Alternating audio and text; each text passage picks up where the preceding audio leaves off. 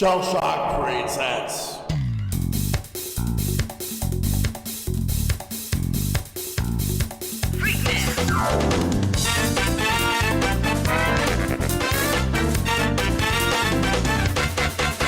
Ready?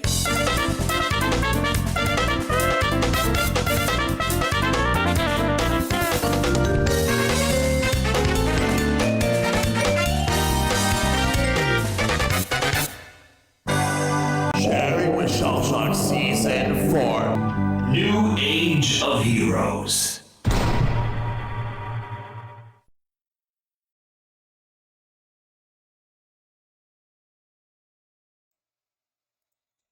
Hello, everyone, and welcome to another episode of Sharing with Shellshock. I am your host, ShellshockPrime, and tonight we are here with another episode.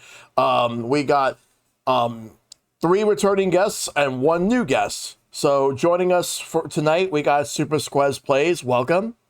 Hi, everybody. Good to have you back on the show. Thank you. Happy to be back. And then we got Rick. Hello. How's it going? It's going good. Welcome back. Good to be here. And also, welcome back, Mantle. Great to be back. Yep. And joining us for the first time, we got Steven. Happy to be here. Yep. Welcome. So Thank you. we're gonna talk about Capcom in just a little bit. But first and foremost, before we get started, SupaSquez, tell us exactly just what type of content you do.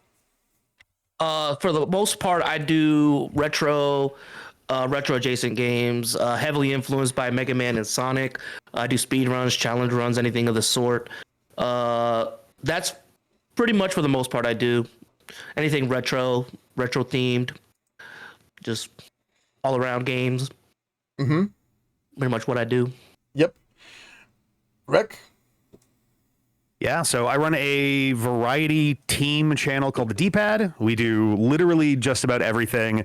Our biggest thing is franchise plays, taking an entire IP from start to finish, and it takes literal years and years. If you've ever seen us, there's a very good chance it was from a video we did back in 2016, a brief history of Michael Jackson's Sonic the Hedgehog 3, which I'm hoping there might be able to be a follow-up of some sort on sometime in the nearest future. Mm-hmm. All right, Mantle.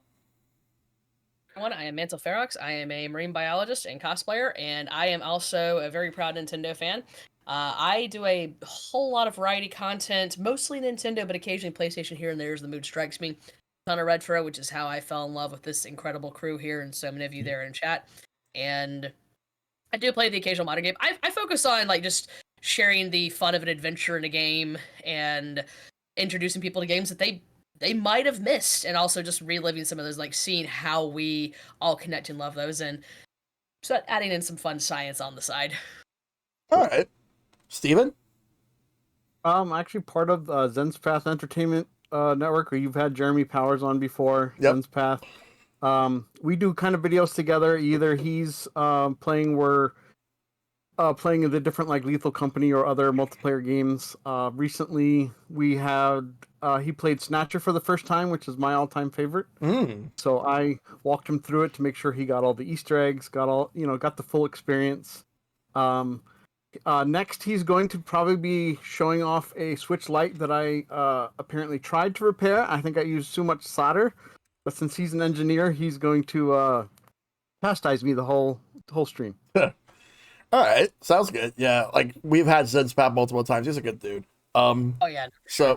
So Capcom was formed back in 1983, but before they got formed as a video game company, it was originally part of a company called IRM Corporation, which was founded in 1979 by Kenzo Tsushimoto.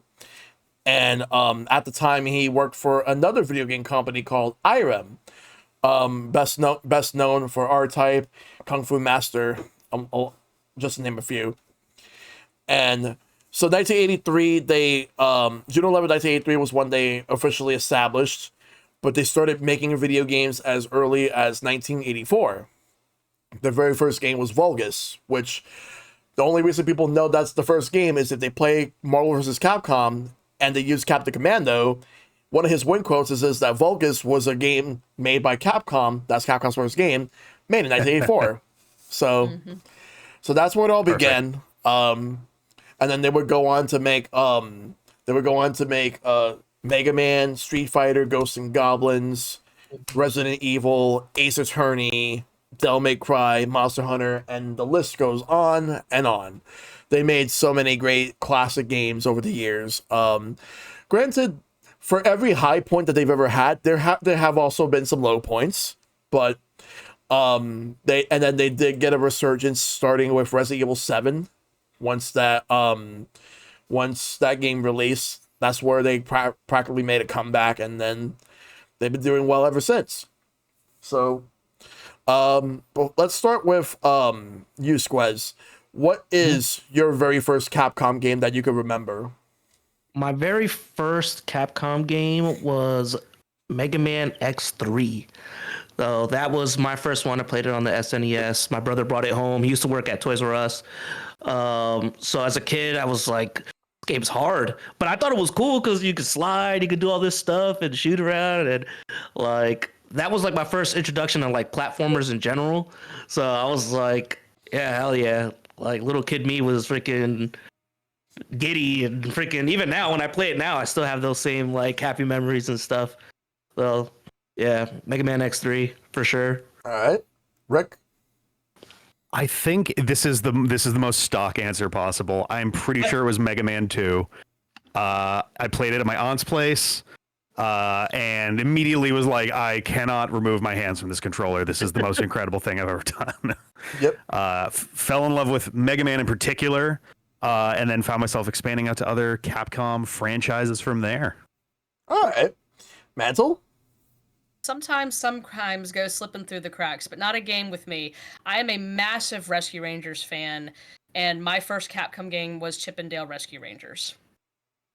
And a little known fact about me is that outside of anime, my favorite show of all time is Rescue Rangers. So, yeah, I mean, I fell in love with that game anyway, and that was my first association with those 6 letters that you see up and know, oh, I'm about to play some magic. Yep. Chip and Dale. Well, I knew of Mega Man as well then, thanks to the NES Atlas guide that my daddy got me when I was much younger, but oh yeah, that one. it's amazing show and just as amazing game for real. Yes. What about you, Stephen? Well, for me, life is like a hurricane. So I started with DuckTales. And I actually thought as a kid, I was like, wow, I never knew Capcom and Disney worked together, and I didn't know it was temporary. I wish it kept going to this day. But yeah, after that, then I would weasel into the stock answer because it came in order. DuckTales, then Mega Man 1, and I was just like, okay, these games are kind of hard, and then Mega Man 2 kind of cemented everything for me. Yep. So for me, my very first Capcom game that I can remember was going to an arcade back in 1991, I want to say. And it was basically like a game that nobody's ever heard of, where like all people do is just punch and kick each other and do all the special moves. Street Fighter 2. Of course, I'm just BSing. Yeah, it's Street Fighter 2. Like I don't remember who I played as. I do remember I lost in the first game against Dalsim, and that's it. That's all I remember.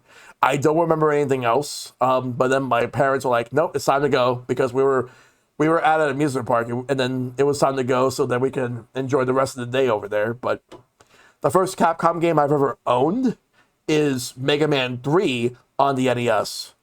And what got me into Mega Man was actually the cartoon back in 1994. Oh, yeah. Yes, the one with super fighting robots, Mega Man, that one.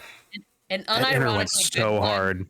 It was so good, and I'm just gonna say, Roll was a total badass in the show. She was. Like, just that show was what got me into Mega Man, and it's a fun show. People make fun of it. It gets memed a lot, but that show is fun. I loved it growing up. I did watch Captain N, but I didn't really pay attention to the characters. Like, I knew Mega Man was there, but he didn't look a thing like Mega Man. It was a terrible rendition. He sounded like a chain smoker. He didn't sound like him at all. Mega Really? mega high. It was Ugh. So the funniest thing with that, like I mentioned, the NES Atlas. So I knew about Mega Man well before I actually played a Mega Man game. So by the time I finally got around to playing Mega Man X, I was all hyped about Mega Man, even though I hadn't played as many of them. So it was like I would go through that book, like same as even though my first Zelda game ever was Link to the Past, I knew all about the maps, and everything in the first one because I loved reading up on this stuff.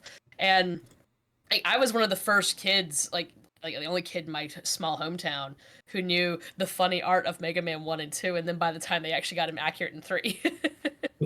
yeah. The pose is like impressive. There's like this stuff going on with like I elbows also- and wrists. It's so I need bizarre. to find it from where I'm still unpacking my place, but my dad had actually got me this old, no pictures, just a text-filled book that was a guide through the first 3 Mega Man games. Yep. It's a relic. Yeah, like for me, like I just happen to just like basically my love for Mega Man would eventually lead to pretty much everything else. Yes. Yeah, Game FAQ 0. Yes. Just the fact that we had an era before Game FAQs was just wild. Like how back then you had to either look up the video game magazines to get these tips, and you could call Capcom 2 for tips too back then. Yep. Hotlines So- are amazing. Yeah. Oh, they were. Yeah. And funny thing with GameFAQs, sorry, I've always called it GameFAQs. My Yeah, dad same was thing. actually the one who first discovered it for me, and one of the first games he helped me find some of the codes for on was Mega Man X2, Mm-hmm. which unironically is my favorite Mega Man game. Yeah. The thing is that there's some Mega Man games in which that the only way for me to beat the game was to look at a guide, because for some stuff, valid. certain collectibles, I wouldn't know where to find them. Oh, that's absolutely valid. Yes. All right. So the next question I want to ask everybody is, and we'll start with Rick for this one. Ooh, okay. What are your favorite Capcom games? Preferably top 5 if you could think of any. Ooh. I could probably give you a top 5. I think my number 1 is going to surprise people. So I would say in not a specific order, Mega Man X is like maybe the most obvious one for me to go with. I played that thing to death and back growing up. I won't put it on the list. Mega Man Star Force 3 has also endeared itself quite a bit to me. I'm playing it for the first time and I'm almost done with it, and it's been incredible. I would say probably, I'm going to get the title wrong. Phoenix Wright, Ace Attorney, Trials and Tribulations, I think is the second one. That's Justice for All. 3. Is the third? Justice for All. Then they're both very good. The final case in that, the final, I think it's the final normal case, not the bonus one. The twists that they pull off in that, and like where the story has to go, is incredible. I really liked the Capcom Aladdin game. I like them both, really. They're very different, and I get them mixed up a lot, but I do like them both. Yeah. Big fan of DuckTales as well, but I think my number 1 Capcom game is gonna be Goof Troop on the Super NES. Ooh. Nice. It's got so much Zelda DNA in it. I didn't even mention the 4 Zelda games that Capcom made, which are all also incredible. But Goof Troop is such a cool. It's got little bits and pieces of everything Capcom's kind of worked on. There's puzzles, there's inventory silliness with like swapping stuff out to grab things and move along. You've got very Link to the Past style combat in areas. There's so much to enjoy, and I feel like constantly there are people who are like, "Wait, there was a Goof Troop game?" It's like, yes, and you should play it. Mm-hmm. You ever look who made it too? It was Shinji Mikami. Yep. Yeah. Kiri Hill also said in the chat as well. Shinji Mikami. That's Yes. either that was his first game or that was his first well-known game. And honestly, like my take on Goof Troop is always, I mean, I enjoy it, but my favorite Goof Troop media are the 2 movies, with extremely goofy movie, then a goofy movie, then the game, then the TV show. I still have See to. that? See that? I still have to play Goof Troop. I've been putting it off because good. I know Shad's been asking me about that for a while, and I gotta work on that at some point. So Mantle, what are your favorite Capcom games? If you can think of a top 5, that's good too. I can do a top 5 because otherwise I would just have to do series. and a couple of the games that are in it only have a single entry, so that wouldn't really be fair. But just to keep it jazzed, note that for any of these, I just love these series because I mean, obviously, I love Capcom, or you wouldn't have asked me on this the night. My favorite one, kind of like going back to it, is Rescue Rangers, and it's not just because I am an unabashed Ranger file, but it's just a really solid platformer that holds up so well. It holds up so well, and I even remember like years ago, I went home for a brief visit with my dad, and he had a modded NES Mini set up on his TV in the basement, and he knows how much I love Rescue Rangers, so he popped it on and handed me the controller, and it's Rescue Rangers, and I blazed through the first level like nothing, and he just stands there, smiles, shaking his head, goes, after all these years. So yeah, no, absolutely Rescue Rangers, because again, even if you weren't as obsessed with the show as I am, it's just a really solid game, great gameplay, bopping music, and just a really fun introduction to a lot. Second favorite would have to be Ace Attorney Dual Destinies. I love the Ace Attorney series. We'll get more into that later in the chat. Ace Attorney is like one of the biggest reasons I associate with Capcom. But my favorite one is hands down Dual Destinies. I know that some people, including some unofficial Phoenix Wright groups, kind of crap on that game. Get the collection on Switch or whatever way. Play it. It is so underrated. It is so good. It's one of those where it combines elements that you've had before and helps show the future of the series. And it's also the debut of my favorite character, but also has my favorite case in a Phoenix Wright game. But it's just all that Phoenix Wright gameplay you've grown to love enhanced. So then would have to be Okami. I know, not a huge surprise at all, especially with the Zelda fan that I am. I'm also, regardless of being intermediate in the Japanese language, I'm also pretty familiar with Japanese culture and mythology. So it was really fun. When I first played the game back in early 2008, it was one of the first PS2 games I got. I literally...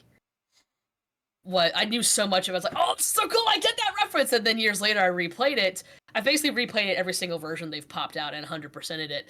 And I get it more each time, but just the music, the gameplay. I was one of the many people who was crying when they announced Okami's sequel in development.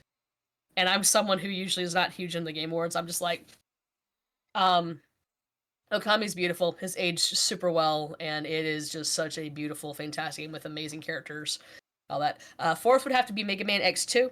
Like I mentioned a bit ago, that's my favorite Mega Man game of all time. I feel that most of the time when it comes to X, people really tend to lean more towards the first one or X3. I liked 2 the most. To me, it was the best of both worlds for that.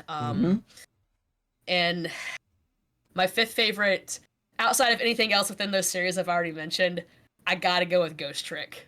Ghost Trick is so good, especially if you're a Phoenix Wright fan, but even if you just want a good, creative gameplay, awesome story, play Ghost Trick. Because like, I feel that like all 5 of those, like both the individual entries and their series, they encapsulate something that, again, I know I'll touch on later as we go in here, about Capcom. It's like, why do we love Capcom games?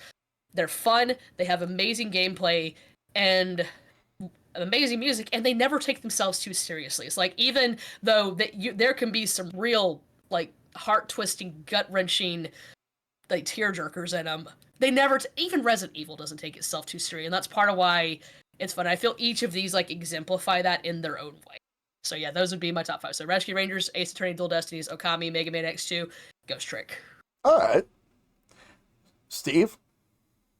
I'm gonna also do in no particular order, but I would say Marvel vs. Capcom, the first one, but specifically for Dreamcast because of the cross fever mode. Yes. I haven't, ever since Dramatic Battle in the Alpha series, I wanted something like that, and for Marvel vs. Capcom 1 to do that was awesome.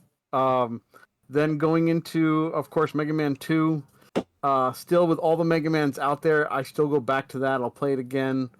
It's got the most memorable music for me throughout. It's the one that I keep hearing remixes of the most. Oh, yeah. Then, because I was kind of raised with point-and-click games, I'm going to have to give it to Miles Edgeworth Investigations, especially starting on DS. That game was, especially towards the end, extremely wordy, but I was like just glued to my screen the entire time, so I'm glad it came out on Switch with the second one now, because that was hard to wait for. Also in the point and click puzzle, many people forget about Zack and Wiki. Yes. I really wish that would come back to Switch with, at least with the current Switch, because of the motion needed and having an IR camera needed to like twist the keys and stuff. That was so much fun. Yeah. But what I always come back to now, that kind of always cements it, is Resident Evil 4, and it can be any Oh of my them. god. Yeah. It can be Yes. any of the different variations of it, because So I good. recently finished the remake and I wanted to play it again because I was just like, there's so much more I want to try out with that. I do have to give an honorable mention though to Zelda Minish Cap, because Capcom did a great job in that one, just making Link have a totally different personality with that hat. Yes. I got to add to my list because I completely was so set on Capcom. Like, Yeah. yeah, all 5 of those get bumped down. Minish Cap number 1. But I like, know you're all shocked. let's see. But yeah, like Zack and Wiki, I need to play at some point. I mean, I haven't, Same. but it's something on my radar. But Squez, what about you? Your top, like top 5? Top 5 in no particular order, just like everyone else. Mega Man Battle Network 2, I love it. Like, I think that was like the peak for me. I didn't play 6, so I still have to experience that for the first time. But 2 was just it for me. Like, it did everything 1 did right but better. Like, it was so good. Resident Evil 4, I have every version of it, like PS2, GameCube, like all the ports that they have on the Switch, all the subsequent like ports. Maybe Battle Network 2, Resident Evil 4, Street Fighter Alpha 3. Yes. I'm not really good at fighting games, but that game in particular, it was just so fun to do, like the world tour, and it kind of felt like an RPG at times because you're like developing your character in the 3 fighting styles and stuff. Like that was so fun. Yep. Mega Man X4 is just, I'm just emotionally attached to that game. Like I mean, what Mega Man fan like isn't? And Resident Evil 2 original. Resident Evil 2 original was the remake did good too, but the 2 original was like it kept me in the RE like franchise. Like it like set me up for 4, and then like when they remade it, it just brought me back. Like, so yeah, those are my 5. All right. Really good games. So the funny thing about my 5 is that there's no Resident Evil on this list. Also, I only have 1 Street Fighter, but it's not a while it is respected, it's not a Street Fighter as many people talk about other than the hardcore fans. And that's going to be number 5 for me, and that'll be Street Fighter 3 Third Strike. Third Strike is good. Love Street Fighter 3 Third Strike. Yeah, that'd probably be an honorable mention for me. Because I feel like that is the one where I felt that it is like the most like heavily in tune like with how Street Fighter should be. Because I feel like modern Street Fighter, I still need to spend more time with 6, but for 4 was really good, but I kind of feel like they were trying to cash in on nostalgia, because Third Strike, I felt like they were just trying to do something completely different. It just felt different to me, and it was so good. Whereas Street Fighter 4, like they took a few things from Street Fighter 3 Alpha and all that, but I felt like they just played it safe with trying to. They started out by bringing back a lot of the classic characters that did not come back in Street Fighter 3. Street Fighter 5, bad start, but they managed to turn it around. But Third Strike to me is better. Again, still need to spend more time with 6. But so that's number 5 for me. Street Fighter 3 Third Strike. That's the only Street Fighter game that appears in this list.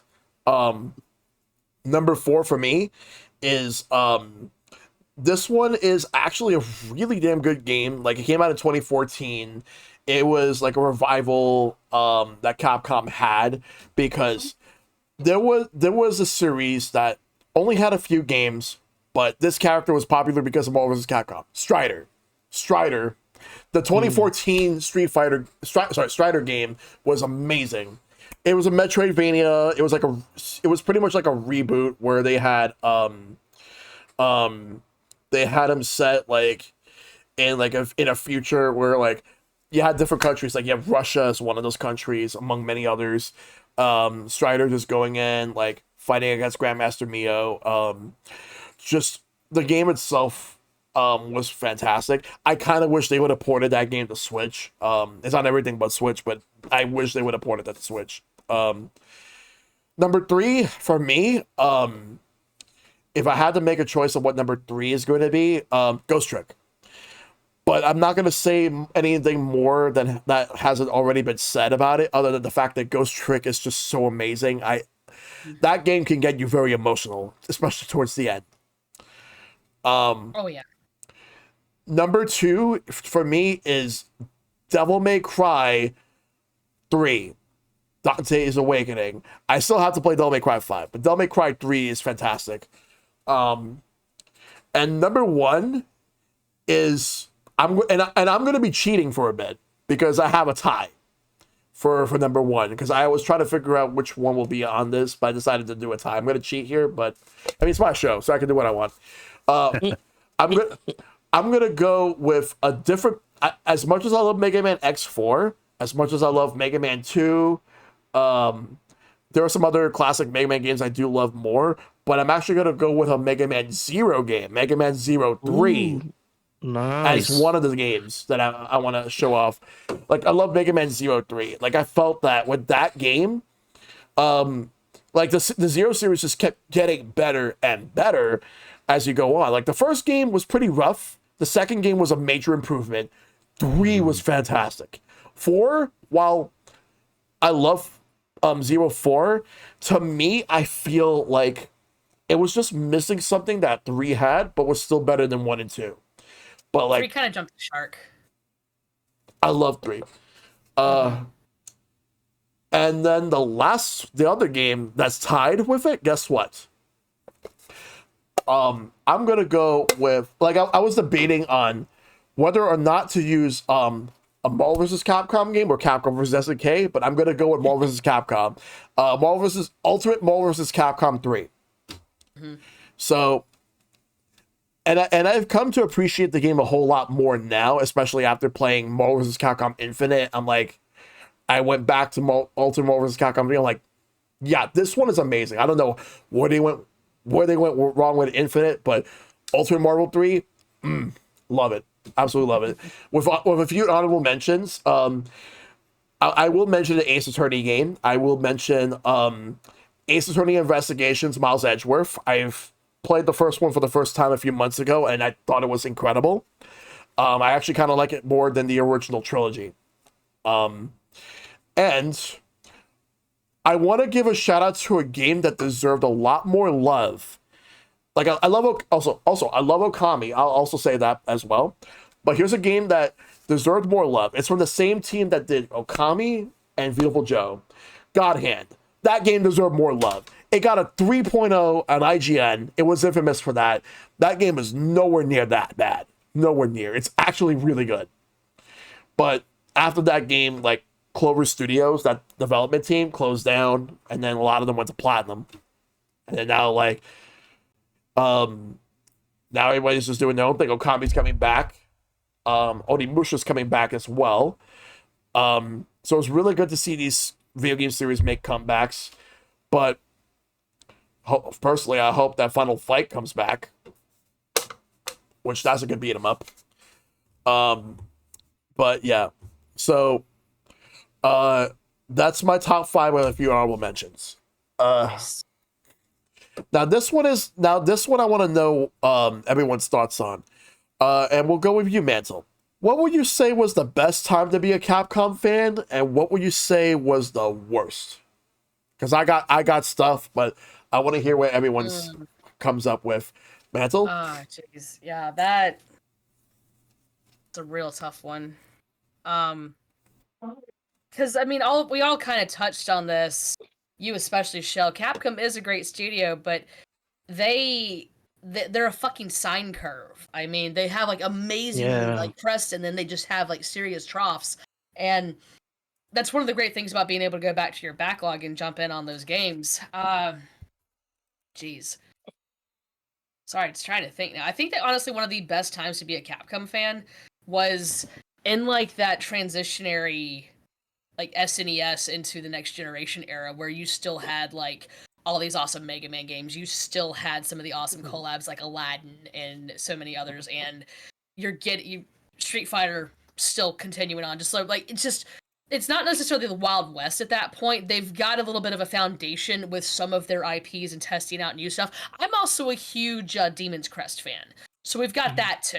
So honestly, the SNES I feel was like I kind of got two for both because they do just do that sine curve. I think one of the best times to be a Capcom fan was in the like the mid to late '90s, and then again I kind of like had a few years of a drought, and then the mid noughties, like the mid to late noughties was also great because you had like Okami, you had more Resident Evils coming out, you had them messing around with the higher res tech and also like new technology. Like, unironically, my favorite mainline Resident Evil, like I mentioned in chat, is Resident Evil 2. Mm-hmm. My favorite Resident Evil games, though, are actually Darkside and Umbrella Chronicles because they're just Those so are good. fun. I love Those it. are rad. They're Those so are actually fun. pretty Those sick. are really good. Yes, they're so fun. So really, like I feel that's one of the best ones. And then right now, or at least a few years ago, until a few years ago, I'd say that was the other bad time to be a Capcom fan because we're all just sitting here like, okay, we love your games.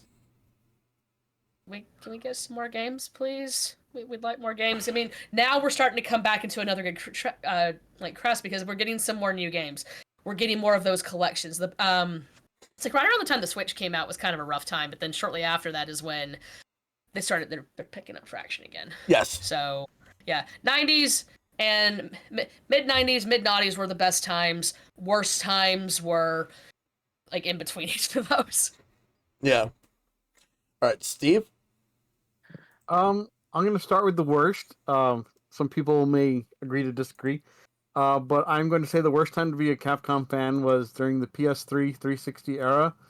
That's when we got the Inafune influence of let's make everything Americanized. You know, we had Bionic Commando with his hot dog arms. We had Dark Zero, which could have been a great idea, but they didn't know what to do with it. Like everything, they were just trying to see what was going to stick. So a lot of the stuff didn't at all. And Yes. most of the good stuff from that era, they've now pulled out and remastered or brought to a newer console. But you can tell how many they've left behind on PS3 and 360 of like, hey, forget we made those. For best though, for me, it's going to be at least around the era of Dreamcast, because Dreamcast is when Capcom was saying, well, we're going to throw everything we've got, everything we've ever made into being the best version on Dreamcast at the time. So they put out every fighting game they had.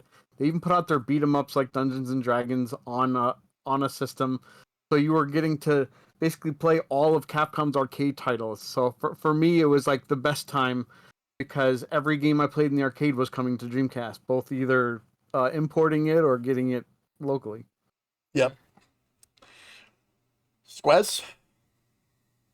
So I'm gonna steal Steven's answer for the worst, just because the PS3, Xbox, I still don't even know. Like half of those games that came out, I don't even think I've actually played them, to be honest. What I think is the best is in between the 90s and 2000s. Actually, the second gen, the PS2, GameCube, PSP. Talk about Maverick Hunter X, Mega Man Powered Up, Battle Network was coming off the ground.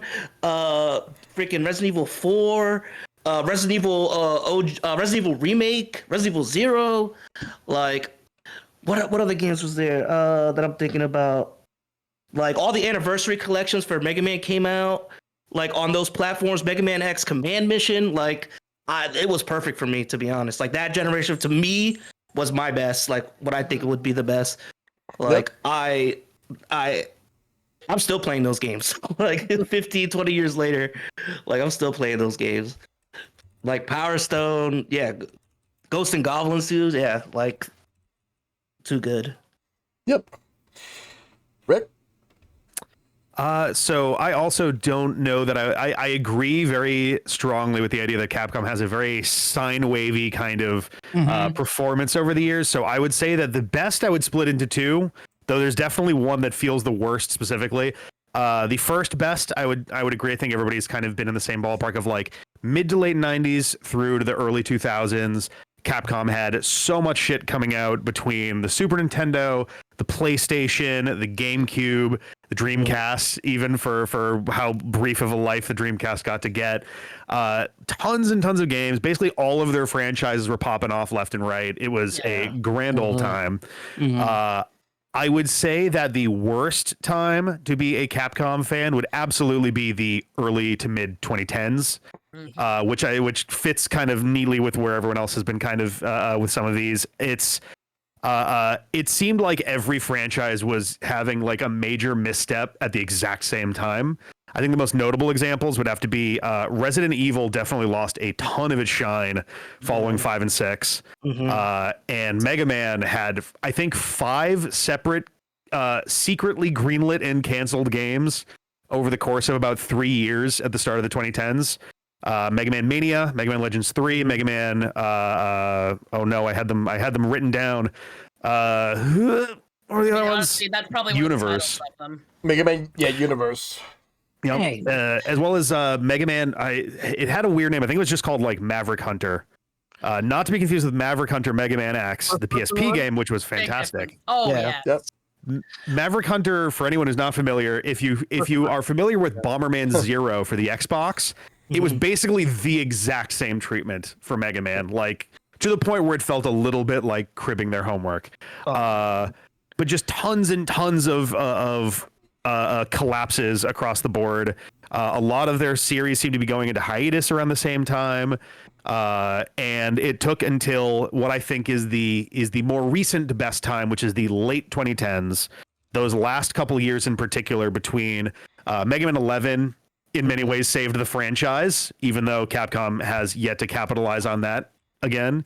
I would say that Resident Evil 7 Biohazard in an even bigger way saved Resident Evil from the brink. Like it was kind of their last ditch effort at like keeping that alive after some really negative stuff before that. I would also say, kind of leaning back to the earlier best time, is Ace Attorney, I think, does not get enough credit for, in many ways, saving point and click adventure games. Yes. It was a huge part of the 80s gaming scene into like the early-ish 90s, and it really fell off as like platformers and early FPS games, and all of these other genres started to sort of take over now that consoles were able to like handle that, like those like fast speeds. But Ace Attorney came around in, I think, 2001 in Japan. 2001 on the Game Boy Advance, yeah. Yeah, and it seemed to fully rejuvenate that entire genre to the point where point-and-click adventures have about as much of a foothold as any other genre right now. Like, it really did bring all of that back really well. I would say that right now it's not a bad time for Capcom. I'd say it's a generally pretty good time for Capcom. I think it's not as good as it was maybe like 6 years ago, but I think they're holding pretty steady. Resident Evil is doing very well, and people are excited to hear about 9. All the various remakes have been doing really well. 7 and 8 were also very, very good.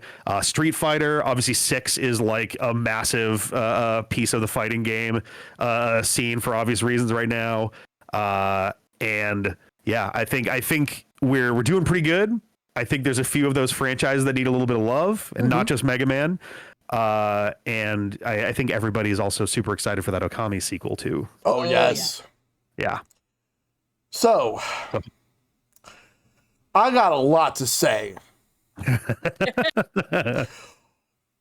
I'm gonna go through the best era real quick because I have a lot more to say about the worst than I to say about the best. So get ready for that. So real quick, the best era I would say is like basically the entirety of the 90s was absolutely amazing, and the early 2000s was also incredible. Though as well as like I would say the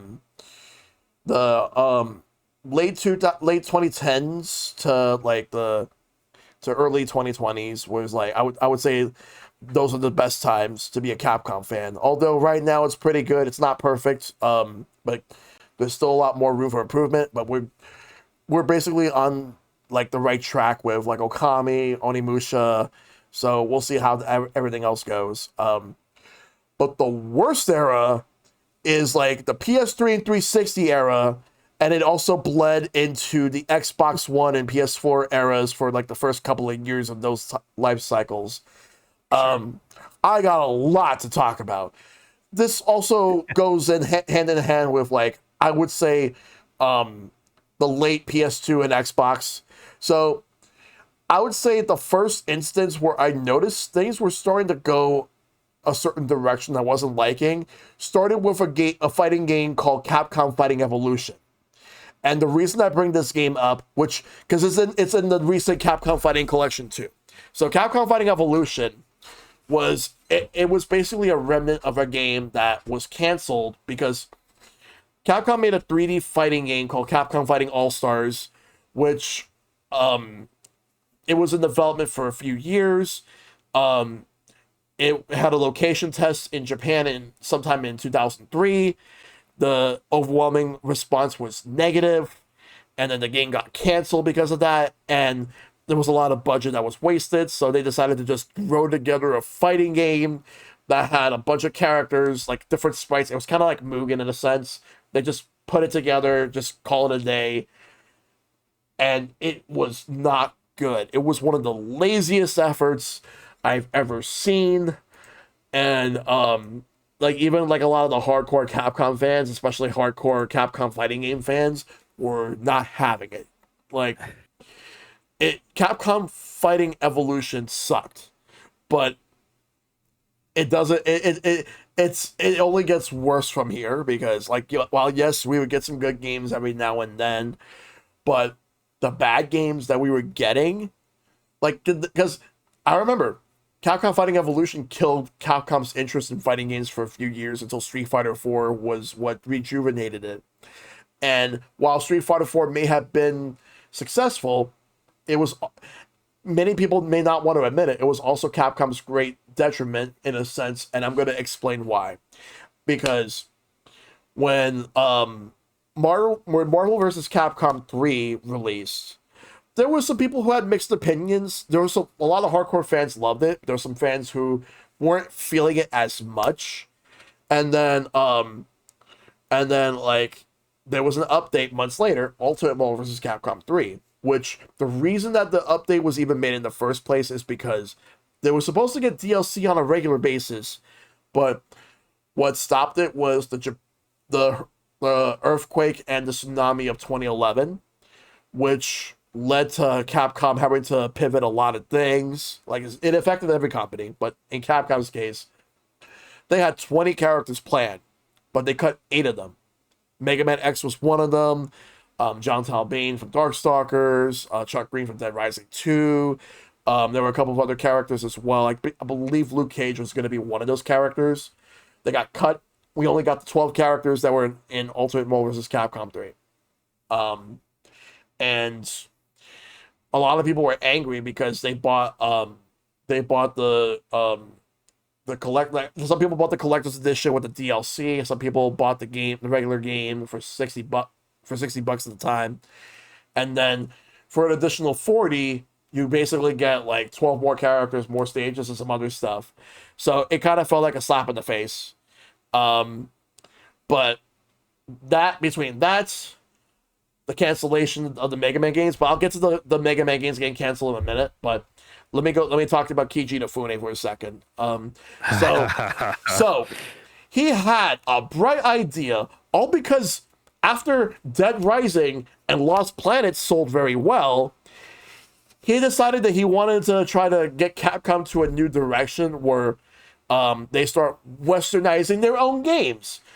And the reason for this is because during the PS3 and 360 era, this is where like a lot of the North American and to an extent European video game companies were starting to take into a completely different direction, and people were starting to focus on those games more so than the Japanese games, unless you were Nintendo. And it got to the point where a lot of Japanese developed games were not getting as much spotlight as they used to. And Keiji Inafune felt that this was affecting Capcom, so he felt like he wanted to take Capcom to a different path. This is what led to us. Well, Yes, people love Dead Rising 2. That one was successful. But this is what led for us to have Dark Void, I believe that was what it was called. You had the Bionic Commando remake, the reboot that nobody really asked for, and it bombed. That same team almost made a Strider game, but they went out of business. Oh my god, Spyborgs. Spyborgs, for anybody that wants to know about that one, that was an action adventure game for the Wii made by the creator Ratchet and Clank. And originally, that game was supposed to have like a Saturday morning cartoon art style. But a lot of people were telling Capcom, no, that art style's not going to fly. Make it more realistic. And they did. And that's Capcom's worst selling game ever. It's that bad. Oh no. And the game was also unfinished in North America. Like there's a much more completer version in Europe and Japan, but North America, it was not even finished. The DMC reboot is another one. Like that game, I remember it was getting controversy because that game was being developed by Ninja Theory. And I remember people were absolutely like frustrated with that game. And then we got to a point where the game released, had mixed opinions. I played it. I'll admit, I'm not a fan of the game. It's just me. There was just a couple of things about. I think what really got to me was not so much of the game, but the era in which it came from. Because it came from the era where Capcom was trying to westernize their stuff. So it's not so much of the game that was the issue. The issue was the era it came from. It just happened to be a part of it. And with the whole Capcom westernizing their own games ended up being a huge detriment to their reputation, to the point where people started calling Capcom Crapcom. And it was also cemented. You wonder what the icing at the cake was? When Keiji Inafune decided, oh, hey, guess what? You guys want Mega Man Legends 3? We're going to do Mega Man Legends 3 for the 3DS. We have this project that you guys can sign up for. And then about like a month later, he quit the company. And he quit.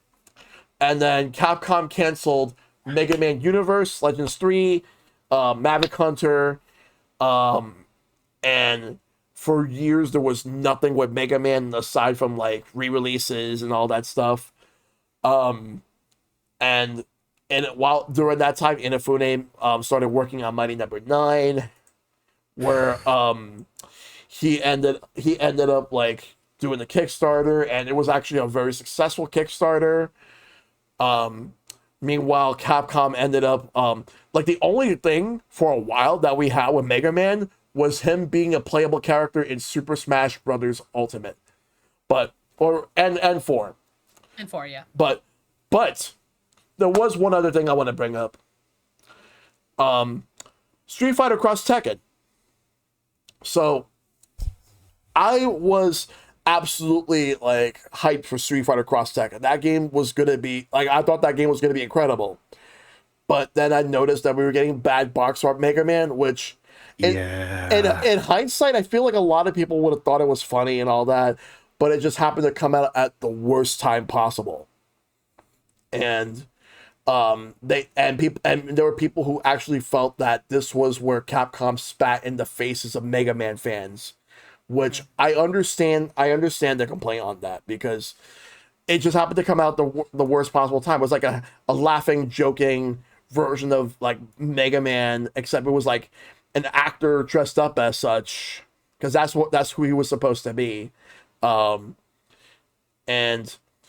it got to the point where like it got to the point where the game had some more controversies of its own, because half the DLC, half the characters, half the roster was DLC, paid DLC that was already on the disc. And guess what? There was also all these gems, microtransactions in the game, and the game just did not feel complete. And people lost interest after a while. People just lost interest to the point where the Namco developed Tekken Cross Street Fighter got canceled many years later. Although we did get Akuma in Tekken 7. So at least something was kept in the oven. Yeah, it had Cole from Infamous as well as those two cats. I think it was Toro and Kuro. But those three were the PlayStation versions. But guess what? They were all three of those characters were still on the disc for the 360 version, despite being PlayStation-owned characters. Sony was mad about that, mind you. And Mega Man, but like Bad Boxer, Mega Man, and the Pac-Man were exclusive to PlayStation 3 and Vita. And then what happened was that it got people were starting to become fatigued with fighting games from Capcom because they were releasing a lot of them too close to each other. They released Marvel vs. Capcom Origins for PS3 360, which had Marvel 1 and Marvel Superheroes. And then months later, Darkstalkers Chronicle, there was like a Darkstalkers Resurrection. So here's the thing about that game. It had Night Warriors and Vampire Savior. So in a Comic-Con, Capcom had a teaser that said Darkstalkers are not dead. And they were using this as a way to see if people would actually get Darkstalkers to come back. It didn't even sell 1 million. And Capcom was like, you have to sell 1 million, more than that. And it was a huge flop. It actually did hurt them financially. Capcom was actually in a huge slump, and they were developing Street Fighter V, and they actually contacted a movie company that had no video game experience to work on the game. And they scrapped it, and then they had to start over, but they were hurting financially, and that's where Sony came in. It was that bad. And that was a terrible time for Capcom. That whole era was just the worst. I never want to see that happen again. But man, they fucked up so bad. Both when Keiji Inafune was there and when he left, the aftermath of what they felt. Because again, as you guys said, after Resident Evil 7 Biohazard came out, they went back on track, and they have gotten better after that. But holy shit, that was awful. Yeah, so Capcom fucked up so hard during that era, and I just want to talk about it right now. Yes, they're crushing it now, but one thing I will say before we move on is that I've noticed a huge uptick of a lot of people online wanting to know exactly where is Mega Man outside of ports and all that. And merch. People will talk about how So much merch. I love them. People would talk about how they were Capcom would do anything but make a new game. And people think that Mega Man is dead, it's never coming back, and I'm like, shut the fuck up, okay? Because here's the thing. Onimusha hasn't had a game since 2006, and now it's coming back. Okami, the last game that we got from Okami was back in 2011. Now it's coming back. There are video game series that come and go. And granted, now I could say this about Devil May Cry because I'm not sure what the future is going to be like, because after Hideaki Itsuno left last year, I'm not sure where that series is going to go. He also worked on Dragon's Dogma.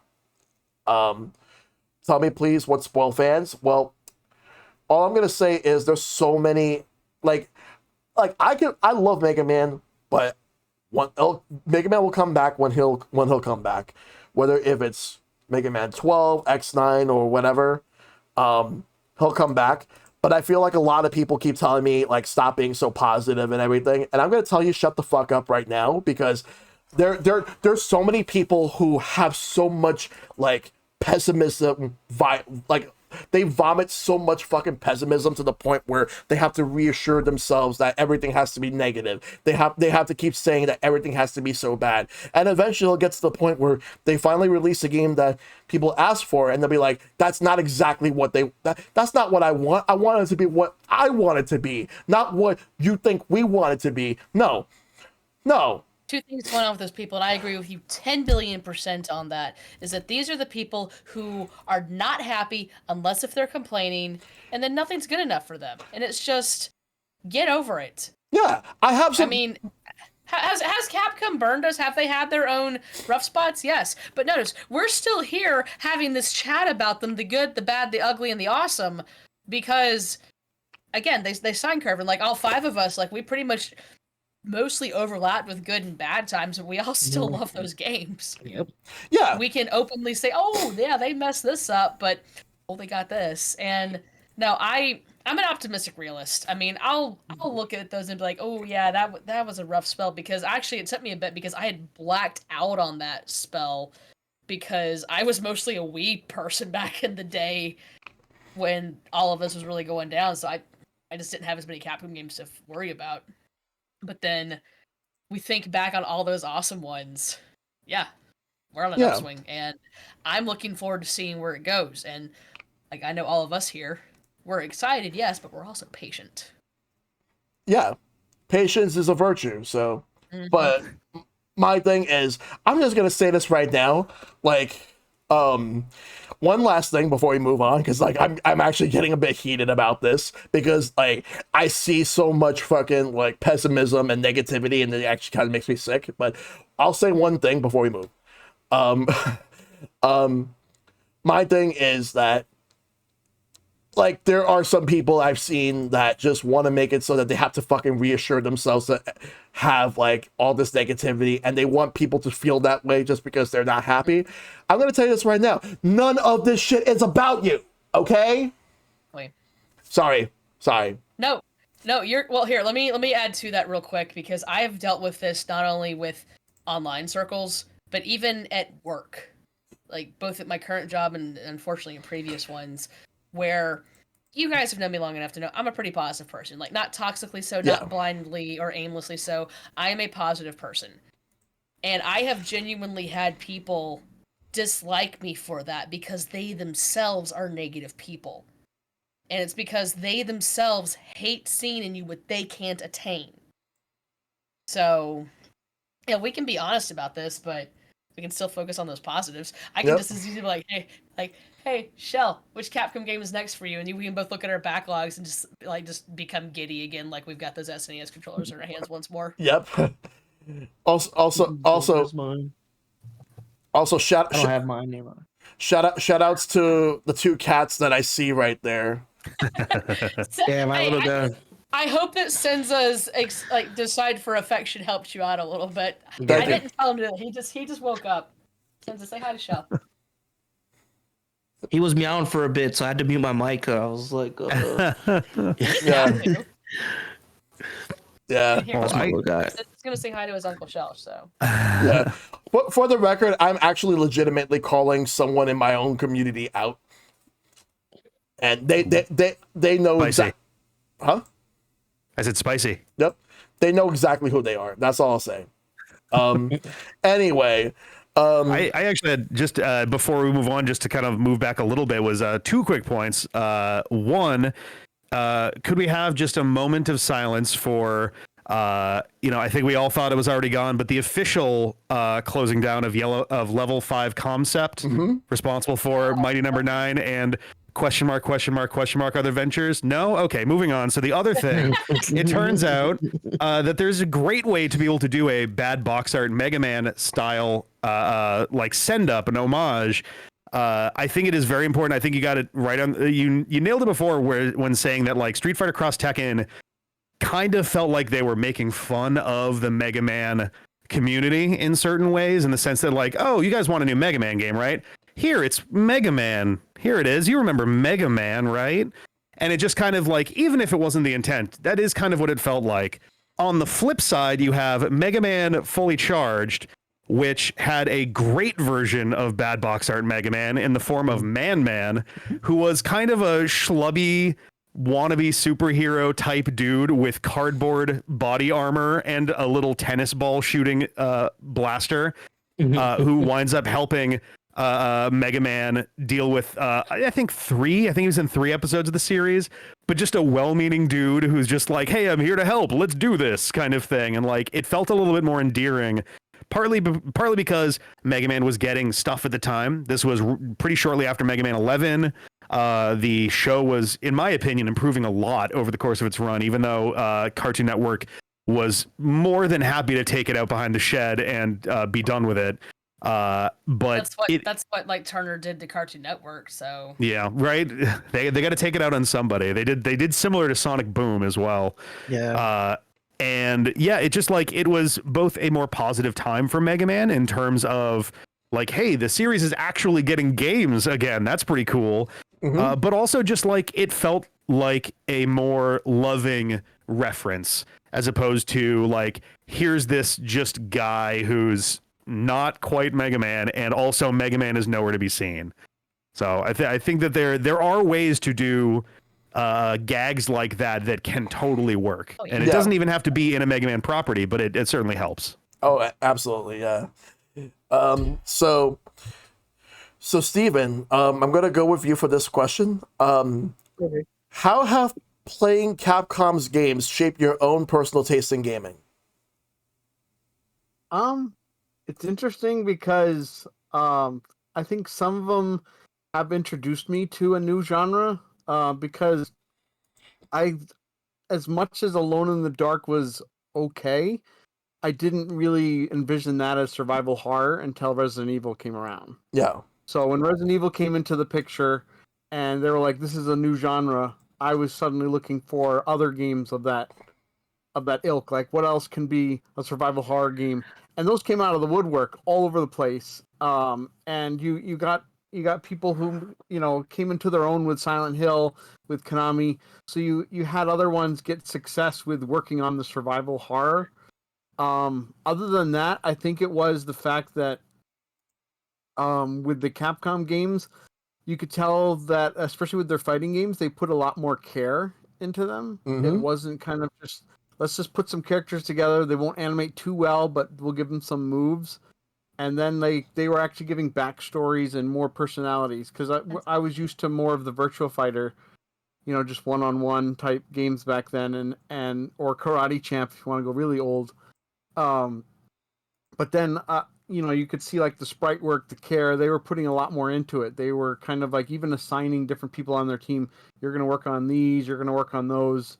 And it just, you were like, what else could they do with it? And then they got Marvel, and you're just like, okay, they can take any franchise. They got Aliens versus Predator. They got, the Dungeons and Dragons. So I was just like, you guys can have any franchise, and it's usually like a dream for any of these companies to work with Capcom now, because you're like, oh boy, if Capcom's working on this license, they're going to add their flair to it. So, it's one of those things where I've never felt like, even in their worst days, I never felt like Capcom was doing a cash grab. They were just trying to do their own spin on things, be it if they're working with another company like Nintendo, or if they're working with a license. I thought they always did a good job with all their license games. So if Capcom did a movie license, I was like, this is probably going to be good. Yeah. All right. Well, Squez? The one thing I will say is I've become a little bit more of a not a music snob, but like a sound design snob when it comes to video games because of Capcom. Just the way they do their OSTs or ambient sound design in like Resident Evil games that get you so immersed. The way they do like just generic sounds in their Mega Man games, like the ride armors, the way you shoot, like the sound when you hit something in Street Fighter. Like, I've become more of a snob for those sort of things because of Capcom. Like, it's like I can't think of, outside of like the director's cut of Resident Evil 1 original, like I can't think of any Capcom game that has like abysmal sound design. Like, and like I review games that aren't Capcom with that in mind, like with Capcom games in mind and their sound design. Like, and yeah, that's not something that's unique to Capcom. I didn't really care about it as much until I started like consistently playing these Capcom games and like, wow, I'm really into this game. Like, I'm really into what I interpret the game wants me to feel, and like they hit it every time. Like, and yeah, so that's probably something unique to Capcom to me. Like, I've become more of a sound design snob when I play other games, like just to get immersed in stuff. All right, that's fair. Rick. I'd say related to that as a quick prelude. One, I think everybody knew for a very long time that if you loaded up a game and you heard that,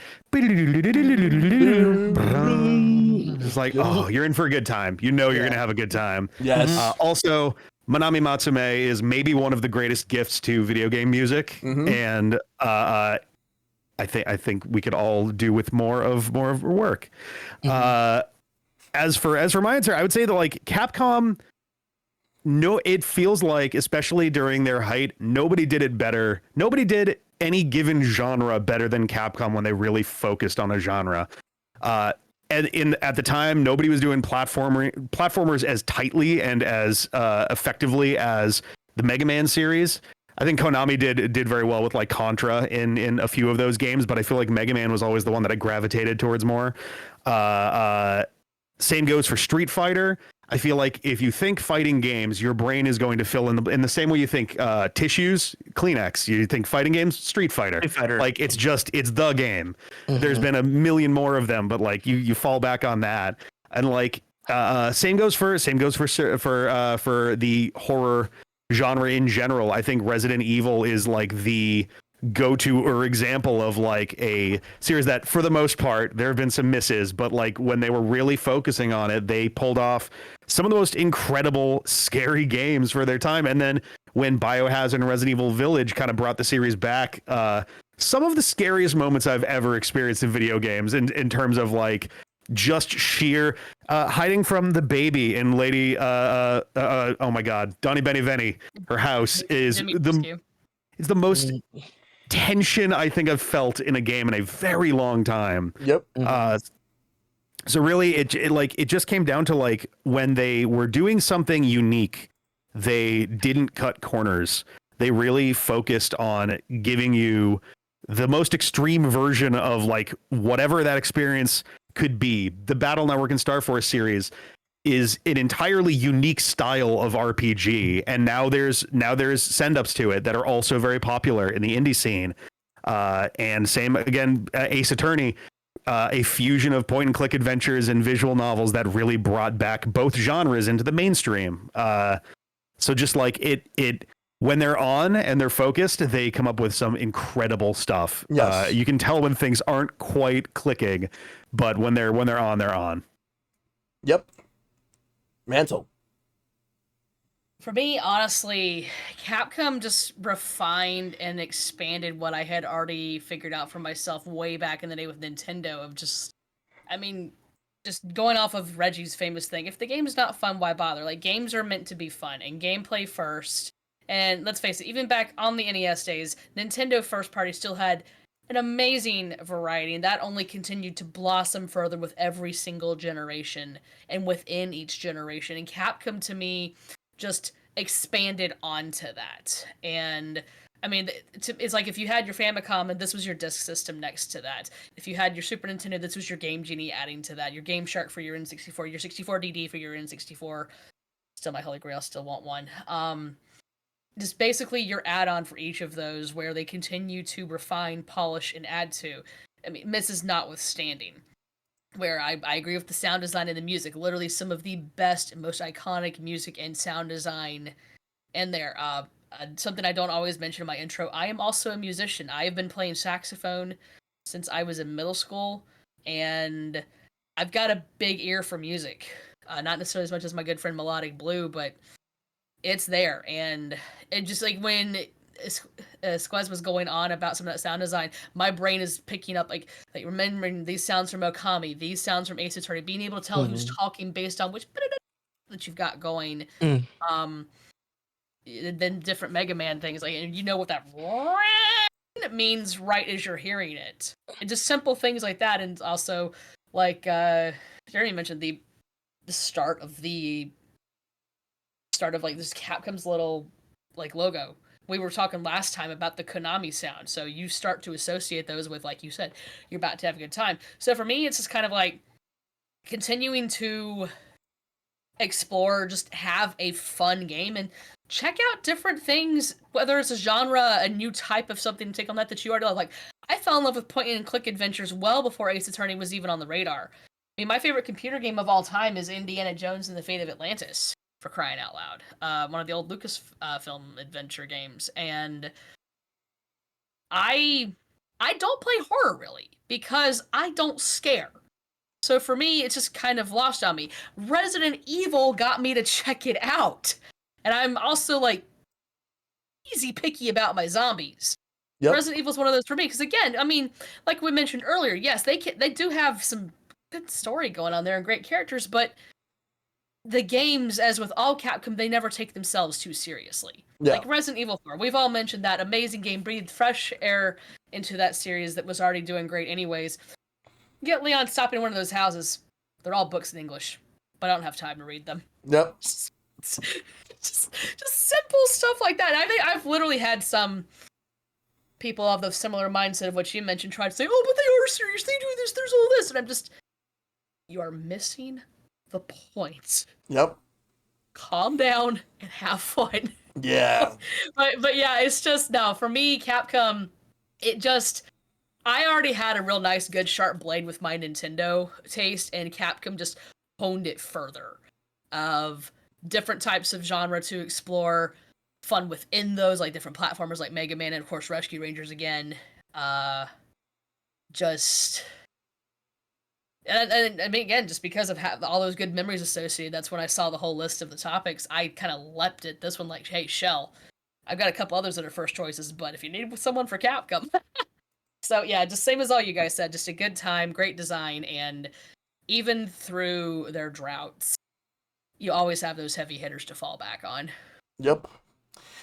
For me, Capcom definitely changed, like, it definitely helped shape up a lot of my taste in gaming in a way where I've learned certain crafts on certain genres. Like fighting games were definitely a big one. Like like Capcom was one of the companies that got me into fighting games. Like the others being Midway with Mortal Kombat, SNK, Namco, Sega, all of them.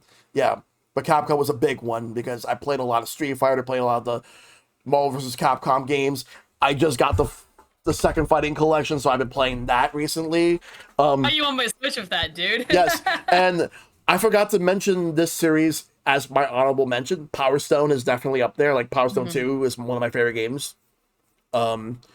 So like that, like the Rival Schools games, I played those. I played a lot of Darkstalkers. Like my favorite Darkstalkers game is Vampire Savior. Oh yeah. Like, because that one, they decided to go the Killer Instinct route, where instead of rounds, you basically have a health bar. It just goes down until, like, you knock your opponent out, but that's about it. Real quick, I just gotta say, it's a shame that there's only the first two Killer Instinct games, because there's only 2 Killer Instinct games. There is a third one. Nope, there's only 2. I said what I said. Like, I have feelings. Well, I'll definitely have to have you on my podcast for Rare in the future. Oh, absolutely, dude. Yeah, I mean, I got into Rare even before that, but no, but I'm just happy you mentioned that too, because like back on fighting games too, I'm also huge into fighting games. I know I don't always like advertise that, but I got huge into Killer Instinct, but the same. Even then, I still knew Street Fighter was monumental for that, and then Smash Brothers would be my biggest one. But no, I'm right there with you on each of those because I don't have the collections, but I feel you, Shell. I'm right there with you, friend. Yeah, like I play a lot of fighting games. I've been doing that for so many years, and like I may not be the best at them, but I just like to play them for fun. But and that's the thing with all games. I mean, I've done pretty decent at them over the years, but I just enjoy them. Mm-hmm.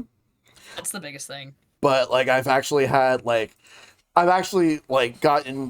like if anything, Ace Attorney did help me get more into like visual novels, but as much as I love the Ace Attorney series, I actually prefer Ghost Trick over any of them Fair. of the ones I played.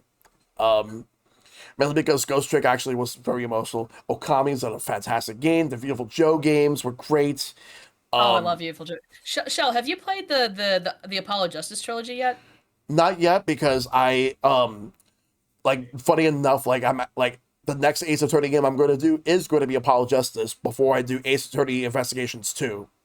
Obviously, without spoiling anything, because again, my favorite Ace Attorney game is the 5th one, which is in the middle of that collection. Yes. Apollo Justice is great, and it's one of those games kind of like Wind Waker and so many others that people go back like, oh, I love this. This is great. It's really good. I'm just gonna say the 2 best games are the 5th and 6th ones, and if you want those emotions like Ghost Trick, oh, just you wait, my friend. Oh yeah. Like, oh yeah. I was always in the beat 'em ups, but playing Final Fight definitely helped me with that.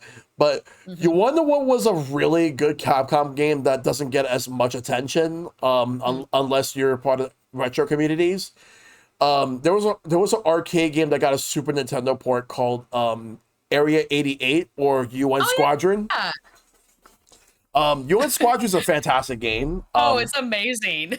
Yeah, like I will say I played both the arcade and the Super Nintendo ones. I actually do prefer the Super Nintendo version in terms of like the fact that they decided to go the route of Bionic Commando where you get to choose a stage that you want. But it's a very challenging game. Oh yeah. There was another game that was similar. It's not an Arcade Stadium, but there is a similar game that is on Arcade Stadium called Carrier Air Wing, which is fantastic. It's basically like a sequel to UN Squadron and everything, but everything gameplay, but not by name or the characters. But because Area 88 was an anime,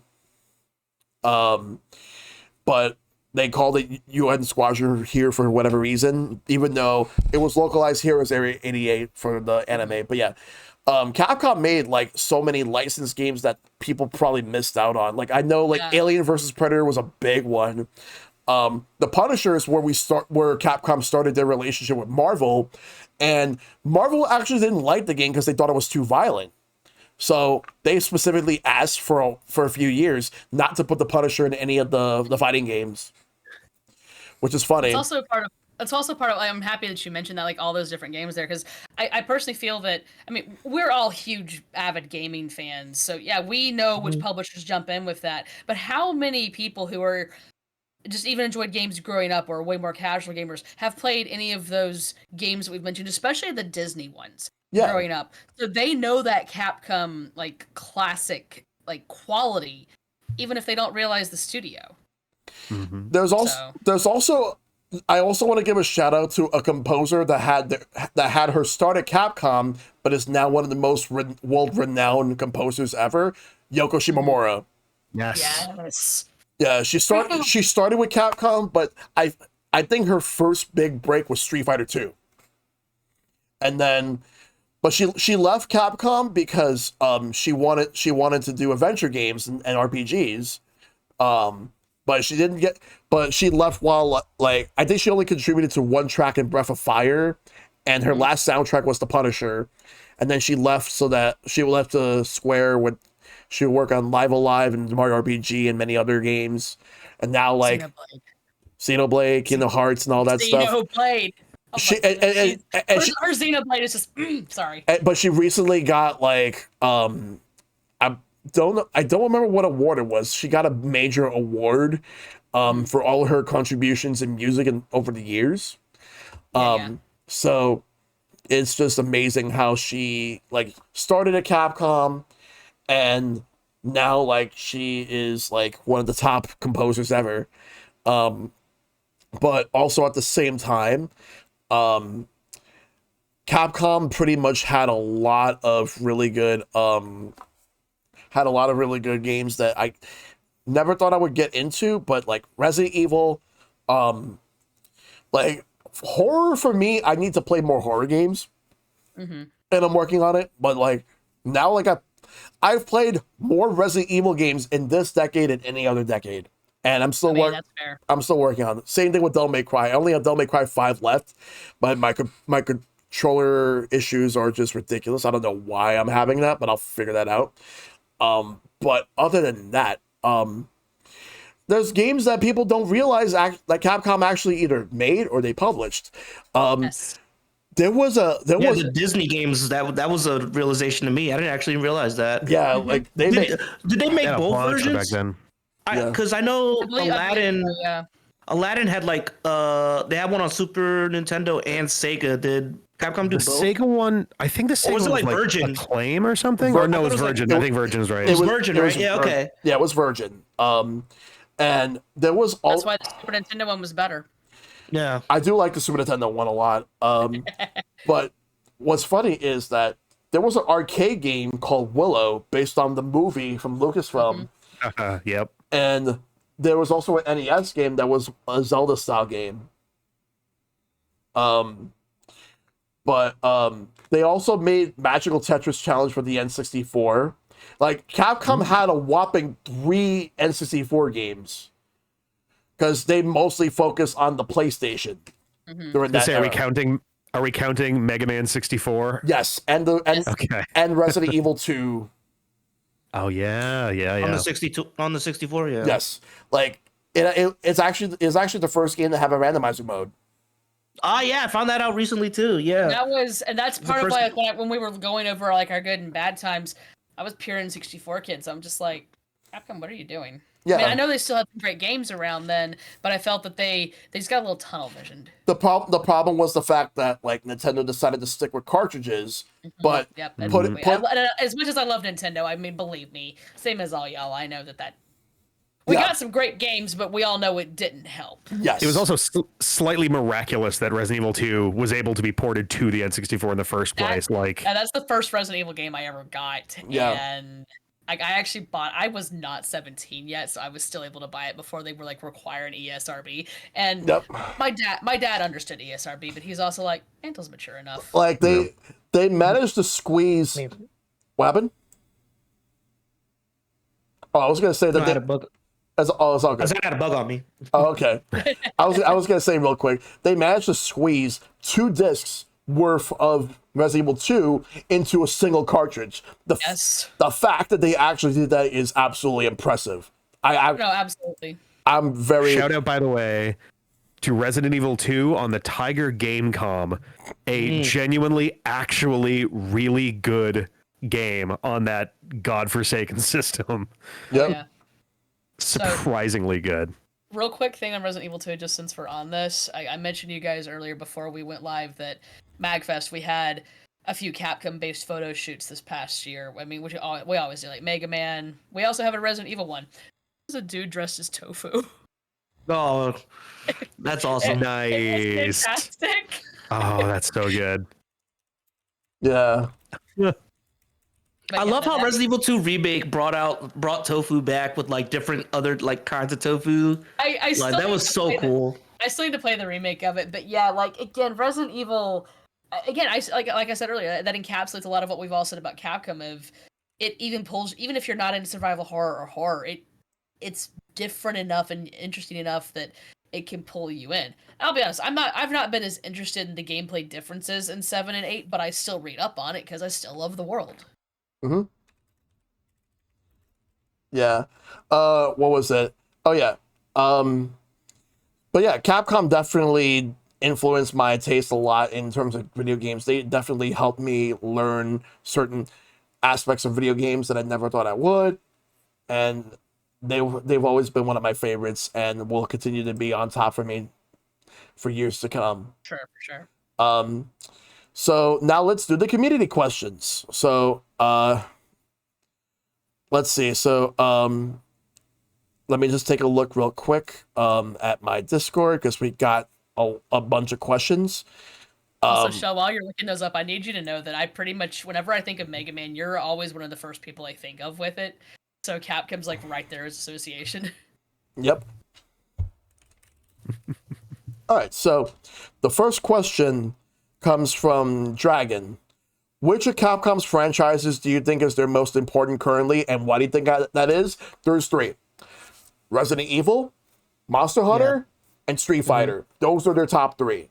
The reason is because those three are the ones that sell the most out of any other Capcom IP. Those are the ones that sell the most. So, those three. Squez?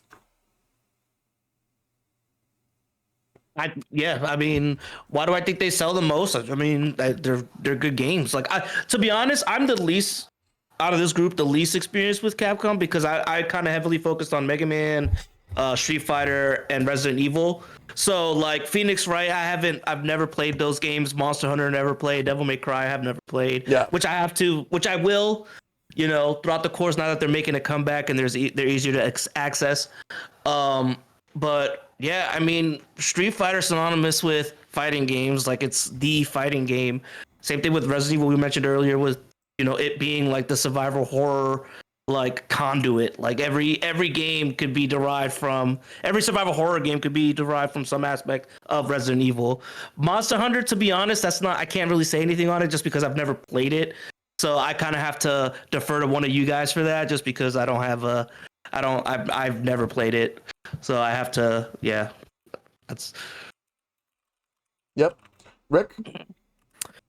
I think I would agree with the three that you gave. I think I would put a slight bit more emphasis on Monster Hunter World, which it just seems to be like gargantuan in terms of its footprint right now. It is really, really going strong. And in a slightly different way, I would say Resident Evil seems to be one that they're putting a lot of extended focus on. I think when Resident Evil 7 came out and wound up being a pretty huge success, they were already kind of toying around with the idea of what they wanted to do for a third Chronicles game, which wound up being kind of reworked into what became Resident Evil Village. And in the midst of that, and also as a way to keep interest in Resident Evil moving, we got the Resident Evil 2 remake, which then got followed by a Resident Evil 3 and 4 remake, murmurs of 5 going on. Obviously Resident Evil 9 is going to happen at some point. I've heard some little teeny more optimistic, hopeful things in the distance of like, could Resident Evil 1 get a modernization beyond the original remaster? And you don't put that much emphasis on full-throated remakes of games if you don't think it's important. And the sales figures seem to reflect that really well. Like, they've been putting out pretty gigantic games more or less every year for the better part of the last decade now. And they all seem to be doing pretty damn well. So I would say mostly Monster Hunter World and Resident Evil. I would say Street Fighter is easily like in that top 3. It might even be above the third, but I think that's probably the third most important focus that they have right now. Yeah. All right, Mantle? I'm going to have to agree with what you guys are saying. I think that two of the biggest ones right now, really regardless of numbers sold, are definitely Monster Hunter and Resident Evil. And I say this as someone who is newer to the Monster Hunter fandom. Like a few years ago, one of my friends, he just threw some money at me via PayPal. I was like, oh no, I have dropped money. Now you have to get World and play it with me. And I was in a rough financial spot, so it was just like the sweetest, most wholesome thing. I am woefully behind in World, Rise, and Wilds, but I enjoy what I've played of them. And the thing with Monster Hunter, is it for everyone? No. But is there something for everyone in it? Yes. And it's one of those games that, as we all know, whether you've played it yourself or not, it sells like crazy in Japan. So that right there helps keep them going. And knowing that there's still something different about all three of them, it's not just like, oh, here's the new, bigger, better one, we're going to move on to this. Mm-hmm. They're all still active. So while I've been playing a little bit of Wilds, I know I can still jump back to the other two and play them without worrying about FOMO. I mean, I might not get some of the online play with friends, but I'm mostly a solo gamer anyway, single player, so that's fine. But yeah. I think that those are like the two biggest ones, really. Street Fighter also way up there, because even whether it's active or not with any given one, like we've all said, it's just synonymous with fighting games. I think right now we're actually about to see a nice big surge for it too, especially with the Switch 2 coming out, with Street Fighter 6 porting on there. I already have it on my PS5. I've not got around to playing it yet because I've everything going on, but how many people were excited, like genuinely excited about this Street Fighter on the Switch too. I mean, I know exactly. It's like Shell right there, precisely. I mean, if you want a bigger reaction, just look at Shell over here.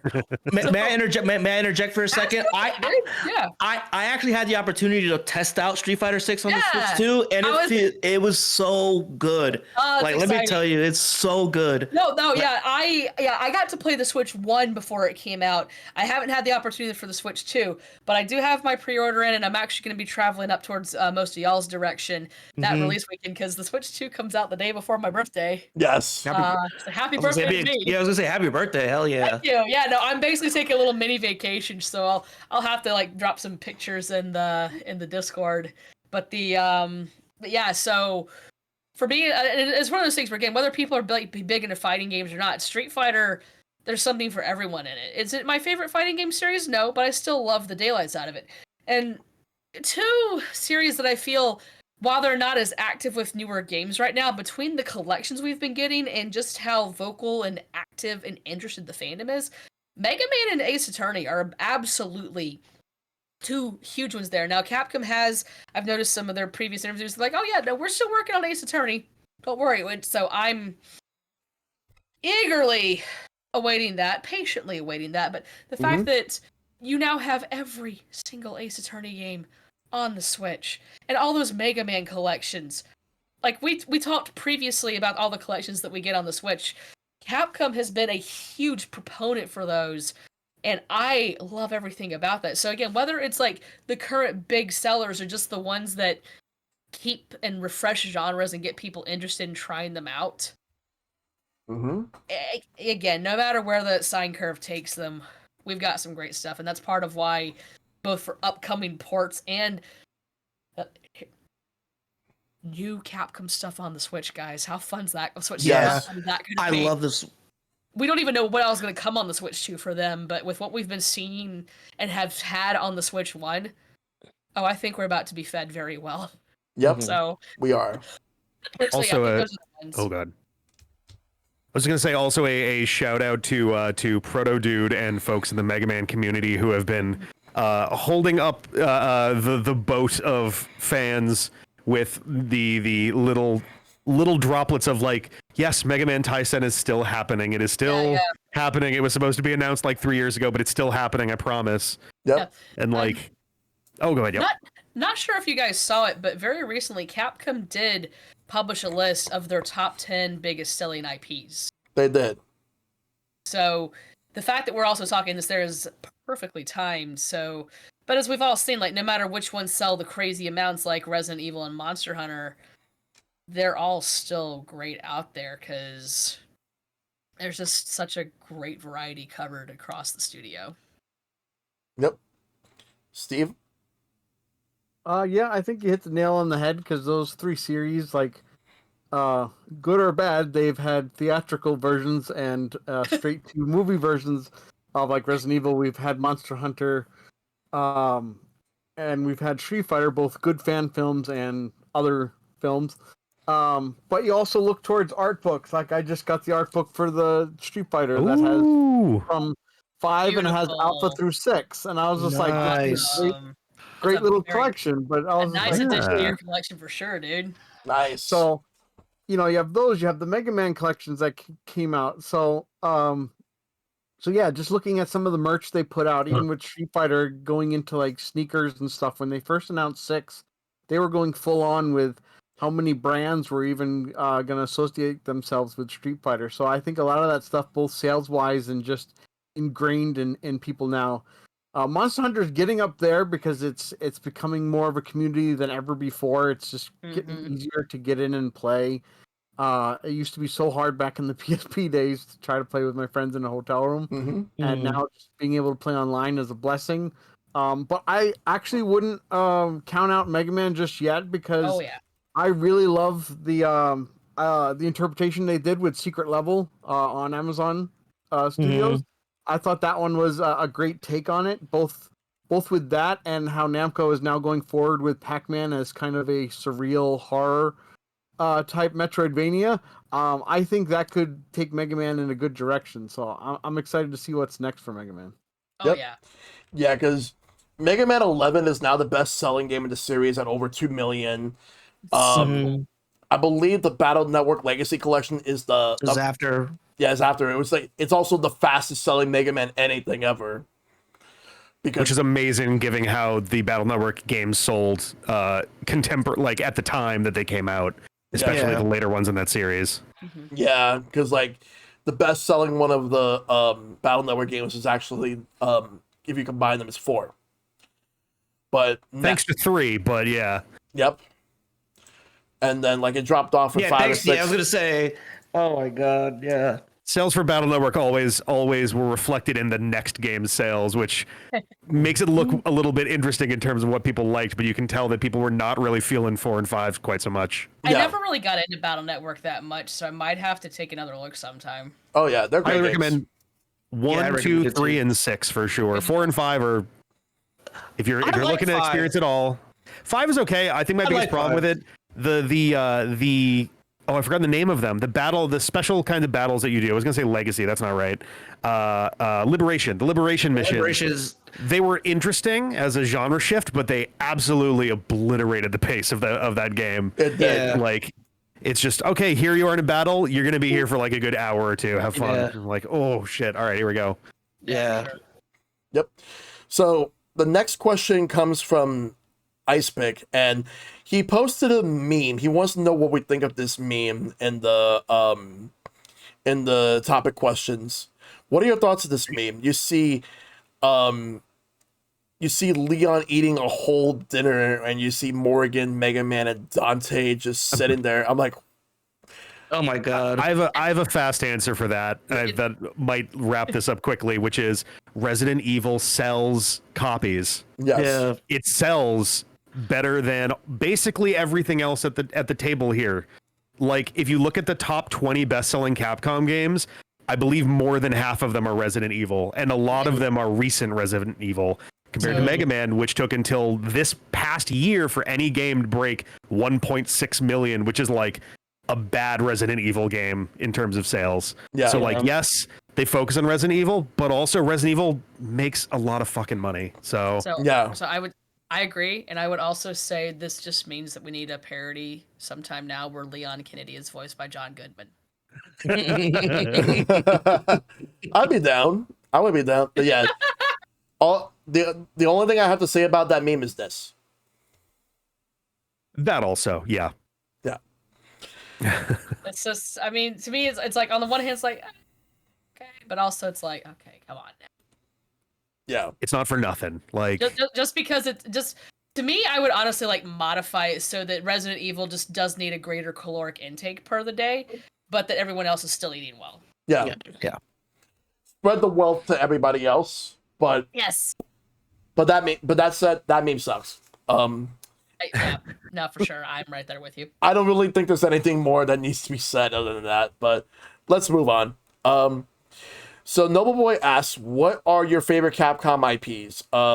Mega Man, Street Fighter, Monster Hunter, Resident Evil, Ace Attorney, Strider is definitely up there for me. Devil May Cry grew to become one of my favorites. I love Final Fight. But there's still some series I would like to get into. Like Ghost Trick, I feel like is a game that should...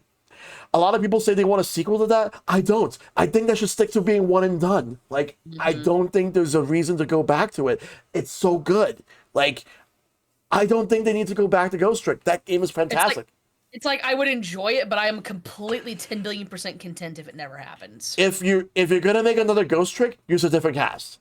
Yes, exactly. I feel like using the same cast would not work. Like, that should be one and done. But that being said, but like Mega Man is definitely up in my forefront. Look at my T-shirt and Oh, like for sure. the posters that are on my wall. But you wonder what? Honestly, you know what? Have Missile be like the character that appears in a bunch of random Capcom series. Like, just put him in there. Also, there's a series I actually forgot to mention. It has a cult following. It was on Xbox, and I believe it was on like a later Xbox console. Has anyone ever heard of Steel Battalion? Oh yeah. So one of my closest friends, who I was actually just chatting on the phone with the other night, dude's obsessed with mech. He loves mechs. He loves Gundam. He had the stupid controller for Oh, I that love game. Gundam. And it's like I am not an Xbox fan whatsoever, but I love that they had that entire like inner mech controller just for this. Yep.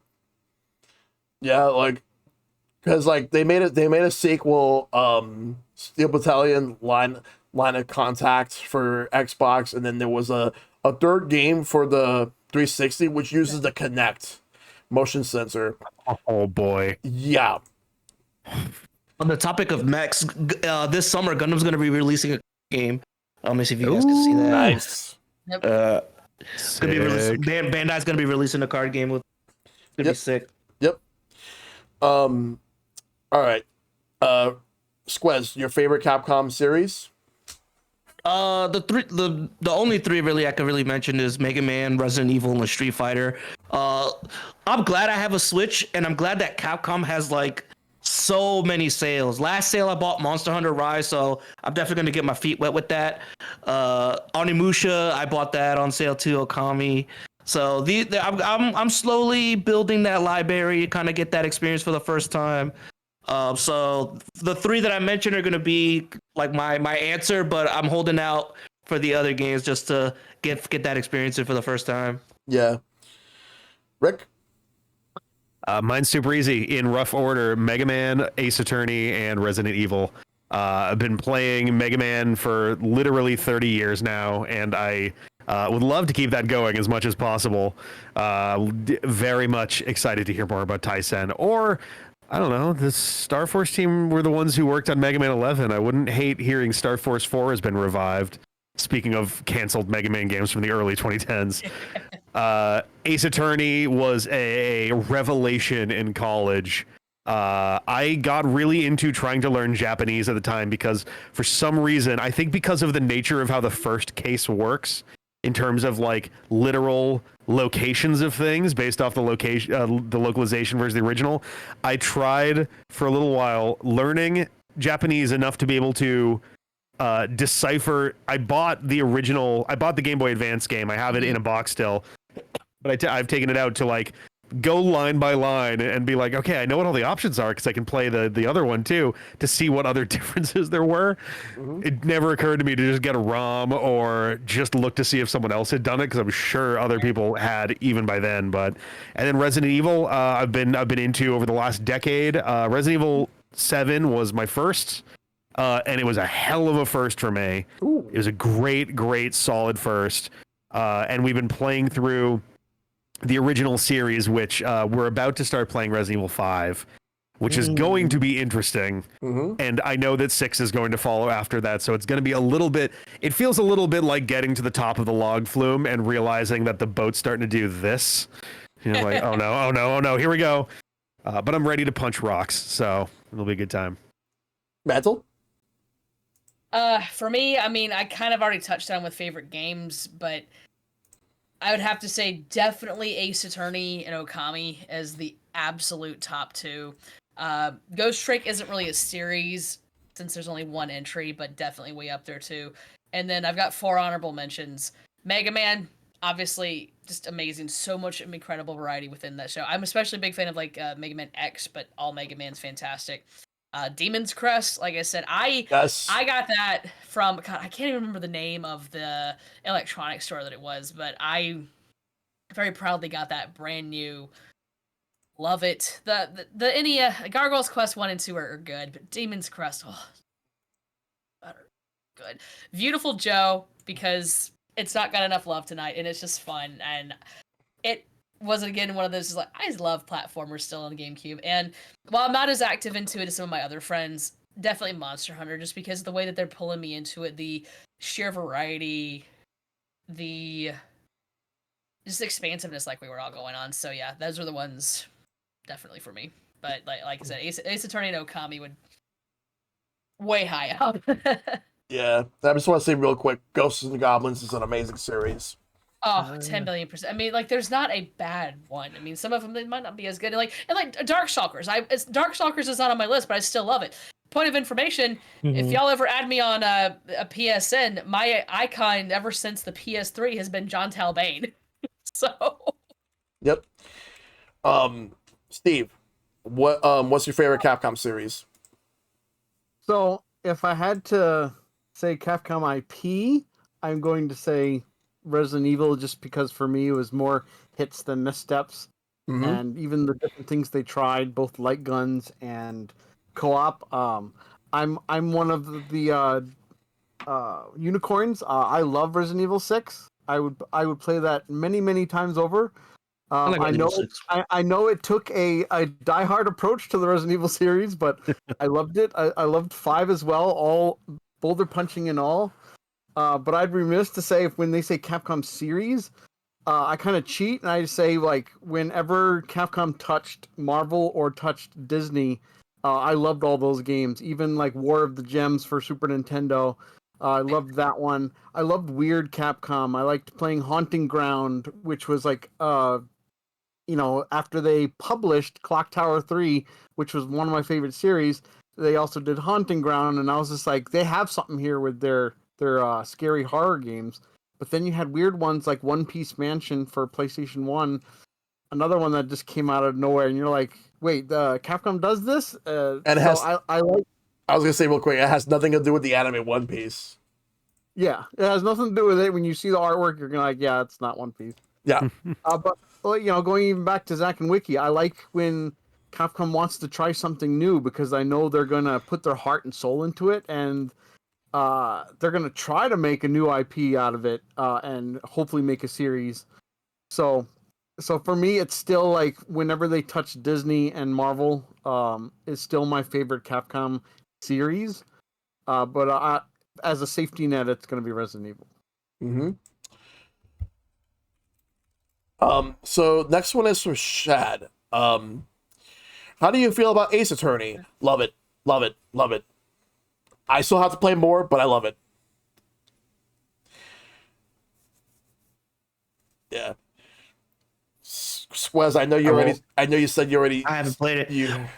Is there a collection on the Switch? There's Oh Yes. yeah, 3 collections. Okay, three all right, collections. 'cause a ton. now You need, is you it need to get them in your library yesterday. okay? I do I'm sorry, wish wait, that no, the- I'll be honest, after this, I'm sorry, I'm gonna do it. Yes. I'm wrong. There's 4 collections. So yes, 4. Okay. every single game is Oh on the yeah, Switch. So the Switch is not only the little Xenoblade machine, it's also the little Ace Attorney machine. Yep. Okay, because I know Capcom has a lot of sales, so I'll be looking out for that so I could get my feet wet in that. I wish Is that it they would. One, no, they do need to port one of the Ace Attorney games, and that's where Layton and Ace Attorney Oh yes, crossed over. That game is so hard to come by; it needs to be ported so we can have It's on every kids, Ace that one Attorney. helps, but yeah, For that case, the ball is on level 5's court if they want to work with Capcom Yes. again. exactly. Now, is this something that I have to play in a particular order? Same question applies to Monster Hunter. Is You this something don't- that You don't have to, but there's a couple different recommended orders you could do, really. I would definitely, and feel free to chime in, sorry for jumping on this, but I would definitely say start with the original trilogy, because that gets your feet wet. Because the gameplay it's one of those things where they keep adding a little bit more into it. Definitely play the original trilogy first. Okay. From there, I would either play Ace Attorney Investigations or the Apollo Justice trilogy, and then whenever you like, play Great Ace Attorney. Because see, the original trilogy and Apollo Justice, that's 1, 2, 3, 4, 5, 6. okay? Ace Attorney Investigations, it's really best for you to play at least the first 3 first. You can really Okay. play them whenever. I still need to play the second one. Actually, I have it on DS over there before the collection came out. And Okay. Great Ace Attorney takes place late 1800s, early 1900s, and actually features Phoenix Wright's ancestor. Mm. So phenomenal. And those games were originally only available in Japan on the 3DS. And Squez, feel free to DM me about anything, whether like jump in reactions or like, hey, which one should I play next? And Okay, I can for offer you sure. completely unbiased opinions on it. Okay. Yep. Hell yeah, we'll do. So, sorry for jumping in there. Like, I mean, I think I'll just go ahead and answer since I'm on here. I absolutely love Ace Attorney. I was mentioning to everyone earlier, like I cosplay Black Quill.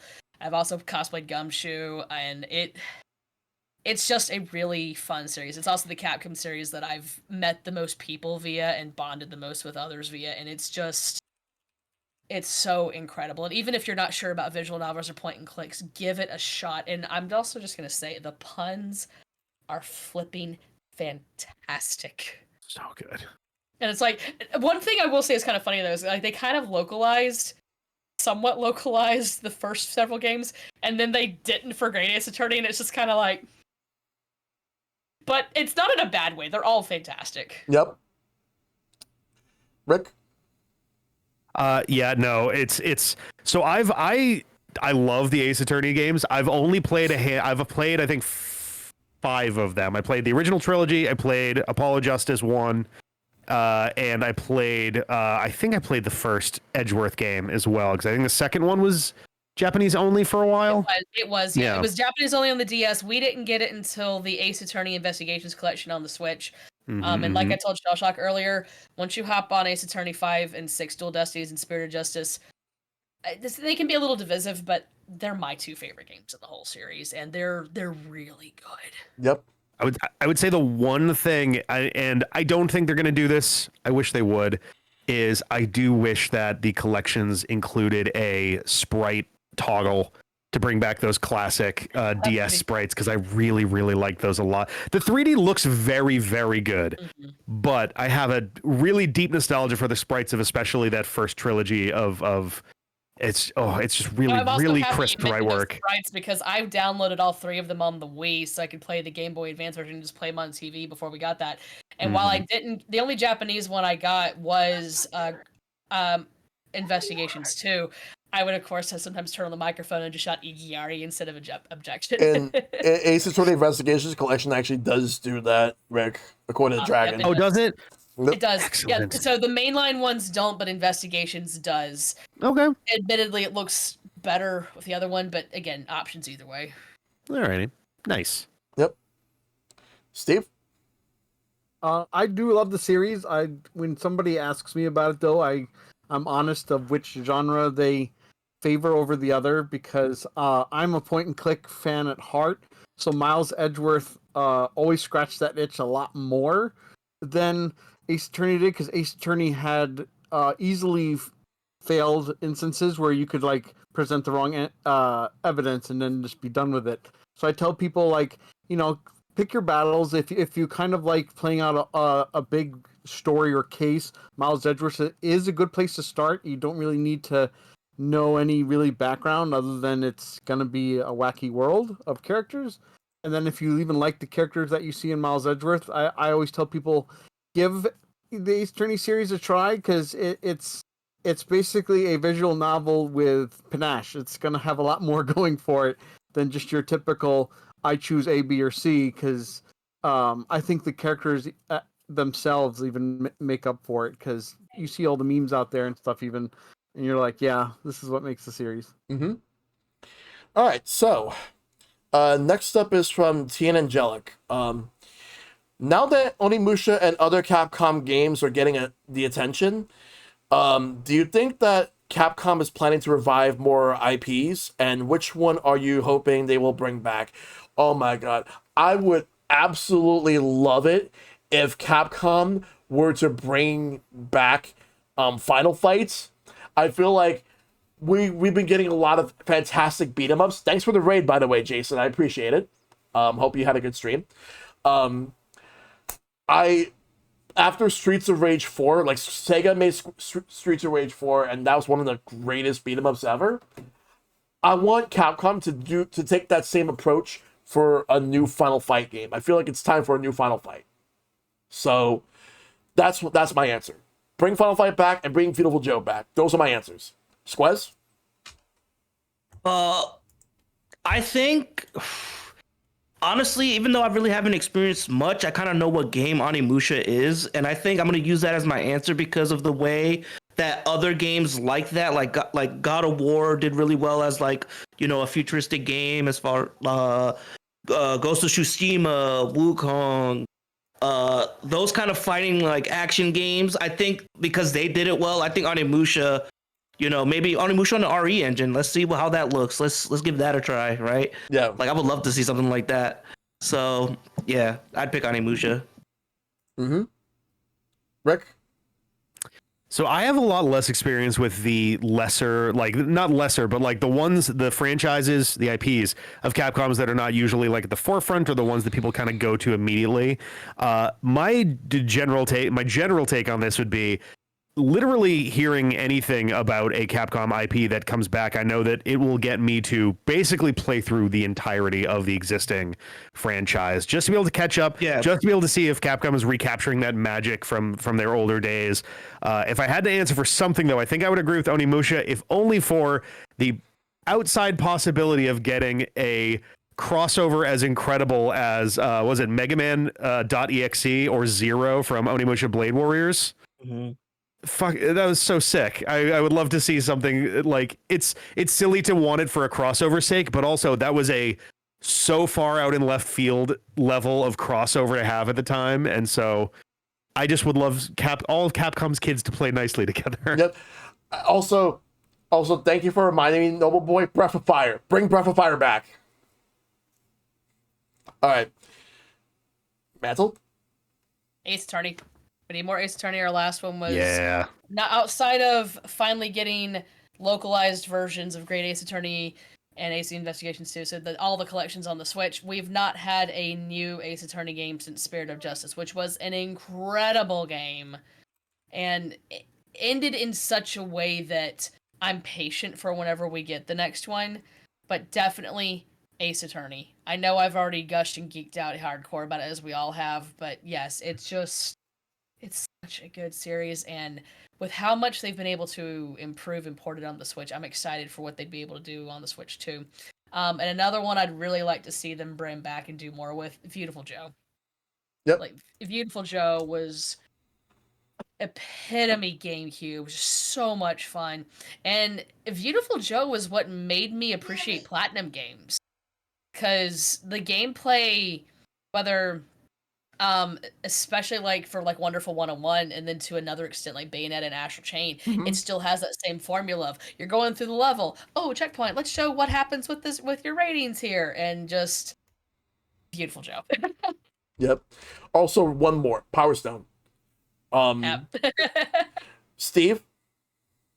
So I think Capcom has been doing their own way of saying, like, what do you want to come back? They've done a great job with Arcade Stadium, even piecemealing out each game to 99 cents. And you can tell, like, okay, what's selling the most there? Because whatever's selling the most in Arcade Stadium, maybe they want that back. They did that big popular survey where, even though, like, Dante won a lot of them, Dino Crisis made a surprising climb up there because people just want that to come back. So Yeah. I think that big survey helped. As for what IP I'd like to see come back, I think with the resurgence of horror and scary, the fact that we have stuff like the Backrooms, we have Outlast, we have Dead by Daylight, I'm still going to go back to I want another Hunting Ground because I think they can do something fantastic with it, with the new technologies and, of course, their sound design that could just freak people out. And they don't need a large team for that. They could just put a team to just take their time and work on that again. Yep. The next one comes from Sone. Which, funny enough, speaking of Dino Crisis, he says, since Dino Crisis won that Capcom survey, you think that's going to make a comeback? Eventually. That's all I'll say. Eventually.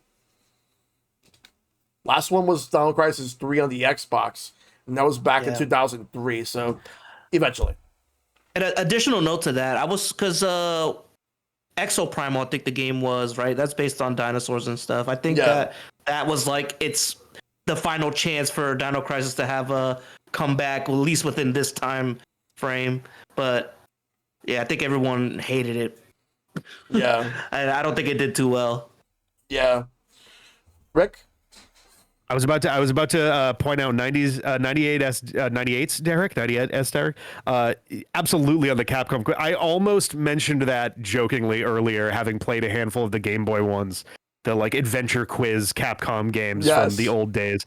Why the hell not? Like, I don't know. It's just a goofy, weird thing to have Capcom kind of lean back in on. I think that'd be great. Yeah, like Mantle? Honestly think it could. especially with all the Resident Evil remakes they've been doing and the similar gameplay, I do think it could absolutely make a comeback. I never played Dino Crisis outright, but the demo disc that came with Resident Evil 3, I did mess around with that some on my sister's PlayStation back in the day. So I think I agree with what Shell said eventually. Yep. Dino Crisis did make an appearance within the Namco Cross Capcom like massive crossover thing, so not for nothing. They know that people care about it. Yeah, so. I need to finish Project XM 1 and 2, but I've enjoyed it. I get it, same. Yeah. Yeah. Steve? Yeah, I think when the timing's right, the problem they're gonna have is what genre should they fit in Dino Crisis into? Yeah. The first one was survival horror. The second one was like arcadey, where you got score. The third one I can't describe other than it's like Jason X. Yep. and then like I think they did another. I believe they did another one which was Lycan oriented. I think, but I think it was just the artwork looked like it. But again, they haven't like found like what works best with the Dino Crisis series. ExoPrime at least told us don't make a live service game out of Dino Crisis, so that's good. So, but I think if they can make it visceral enough, they could probably make it survival horror. Yeah. Also, there is an actual forgotten Capcom IP that was made by a company called Arika, who were former Capcom devs. There was a game called Everblue. And Everblue is so here's the funny thing.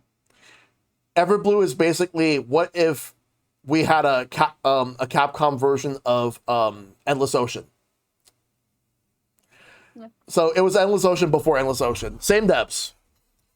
It's funny how like that was actually a thing. Like there's so many games people probably don't realize Capcom actually either made or published that's out there. So Epic Man asks, what's a Capcom IP you never got into but want to try? Well, originally it was Mega Man Battle Network, but I have since played 5 out of 6 of them, and I'm currently playing the 6th one. But if I had to take a wild guess on any of them, let's see. I would have to go. All right, I would actually have to go with. There was this one game that I remember like just trying out back in the day. It was like, fuck, what was this called? It was like a random like. It was a weird fighting game that they did, but I don't remember the name. Like I think they published it. I don't remember what it was called. I'll have to think about that. But I'll tell you another one I do remember. So I've actually tried out Lost Planet. Not for me. Like the first one was good, but the series is not for me. Squez? Which Capcom IP? Onimusha and Monster Hunter. Those are the two that, like, every time there's this, I want to pull the trigger. I already have a massive backlog, and yeah, like those are the two that, like, I always look at, like, because I've never played them. So, Rick? I have to say Breath of Fire. I love me some RPGs, and that one's been just like in my peripheral for like literally decades now. And as I have been playing through Persona and slowly whittling down the available games there that I haven't played, I'm gonna need a new RPG fix at some point, and Breath of Fire would not be half bad for that. Mantle? For me, Onimusha, because I mean I love hack and slash games. I'm a huge Hyrule Warriors fan. Like, I mean I love the Warriors games in general, but Hyrule Warriors just did it the best, especially the original. So Onimusha for me would probably be like one of the best ones. I know it's not the same as like the Koei Tecmo ones, but just some of the gameplay elements remind me of it.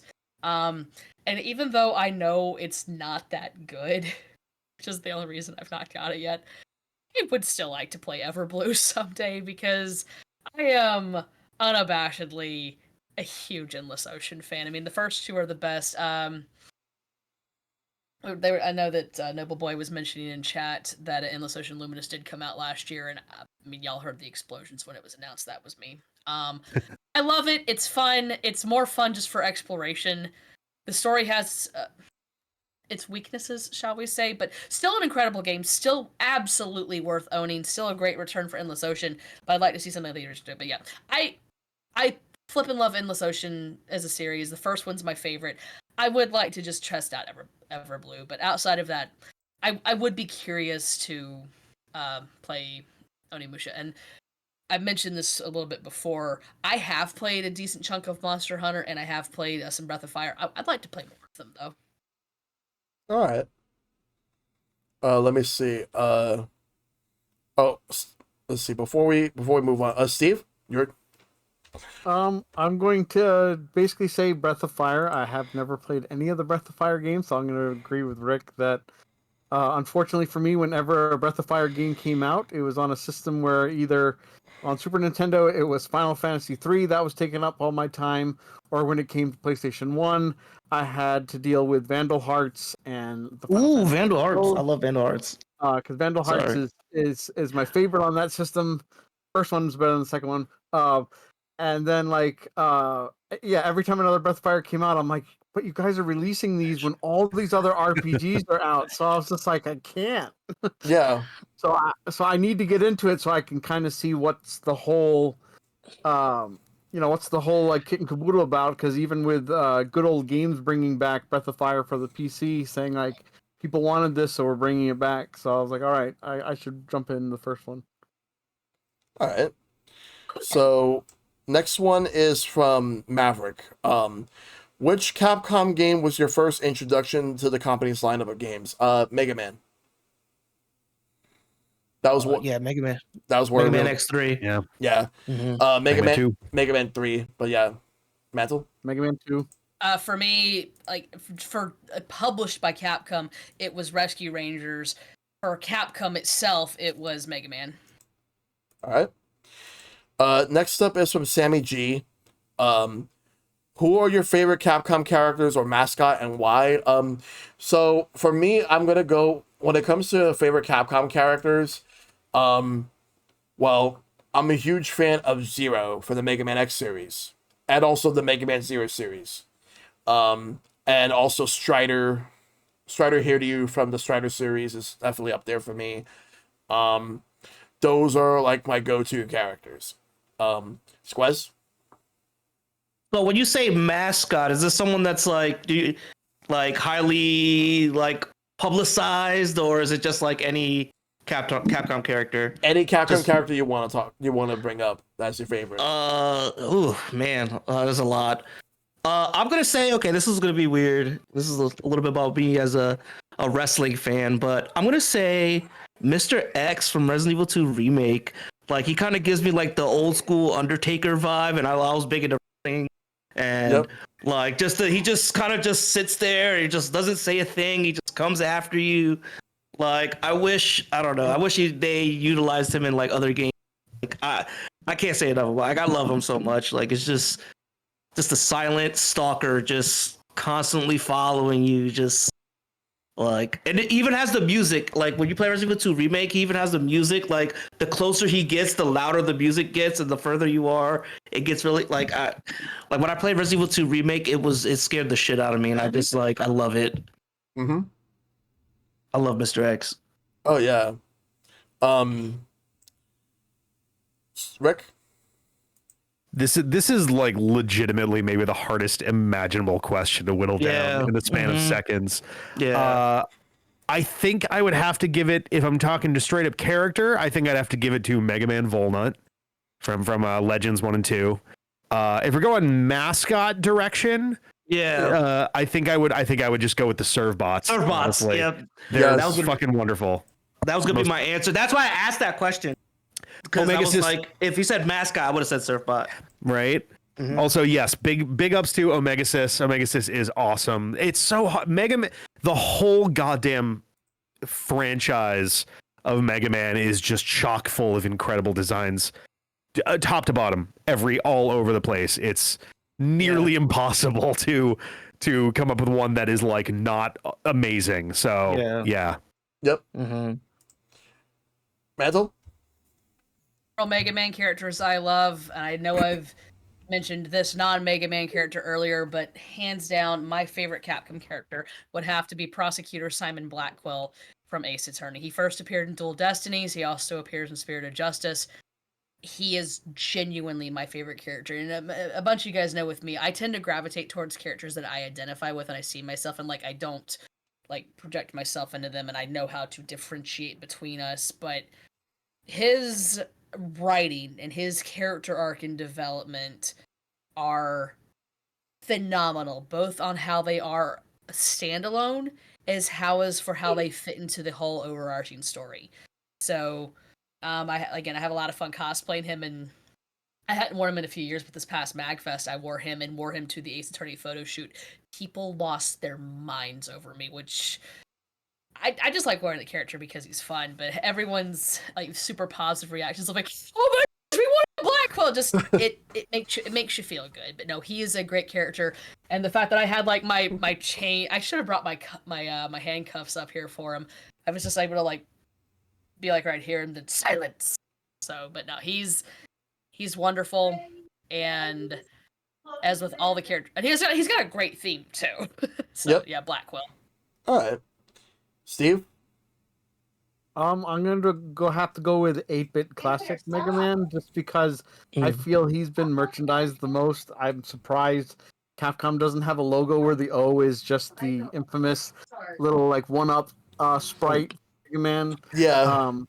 It's one of the few characters that I can think of that that I've seen even indie games make fun of Mega Man with how he jumps, the way he puts his arms out and one knee up. So it's like it's one of those few games that you can say even some of his animations are iconic. And he's been used in Capcom, like Shovel Knight's been used in indie games where whenever a Capcom game comes out, we're always wondering, okay, when's the Mega Man DLC coming up? Because Monster Hunters had it, Exoprimals had it. Like they put him in Onimusha Blade Warriors for Christ's sake. So like nothing is off the table for Mega Man. So I was just like, whether they want to acknowledge him or not, he just needs to be the official mascot already. Yep. One of the most beautiful things is playing a Dead Rising game and restarting a loophole wearing a Servbot helmet Yes. for all of the cutscenes. It's Oh magical. yeah. So the next one is from Dari. Do you think Capcom will ever acknowledge with a modern game or a non-re-release any other fighting game that's not Street Fighter ever again? The thing about so I'm going to address this in a way that I feel that I can. All right.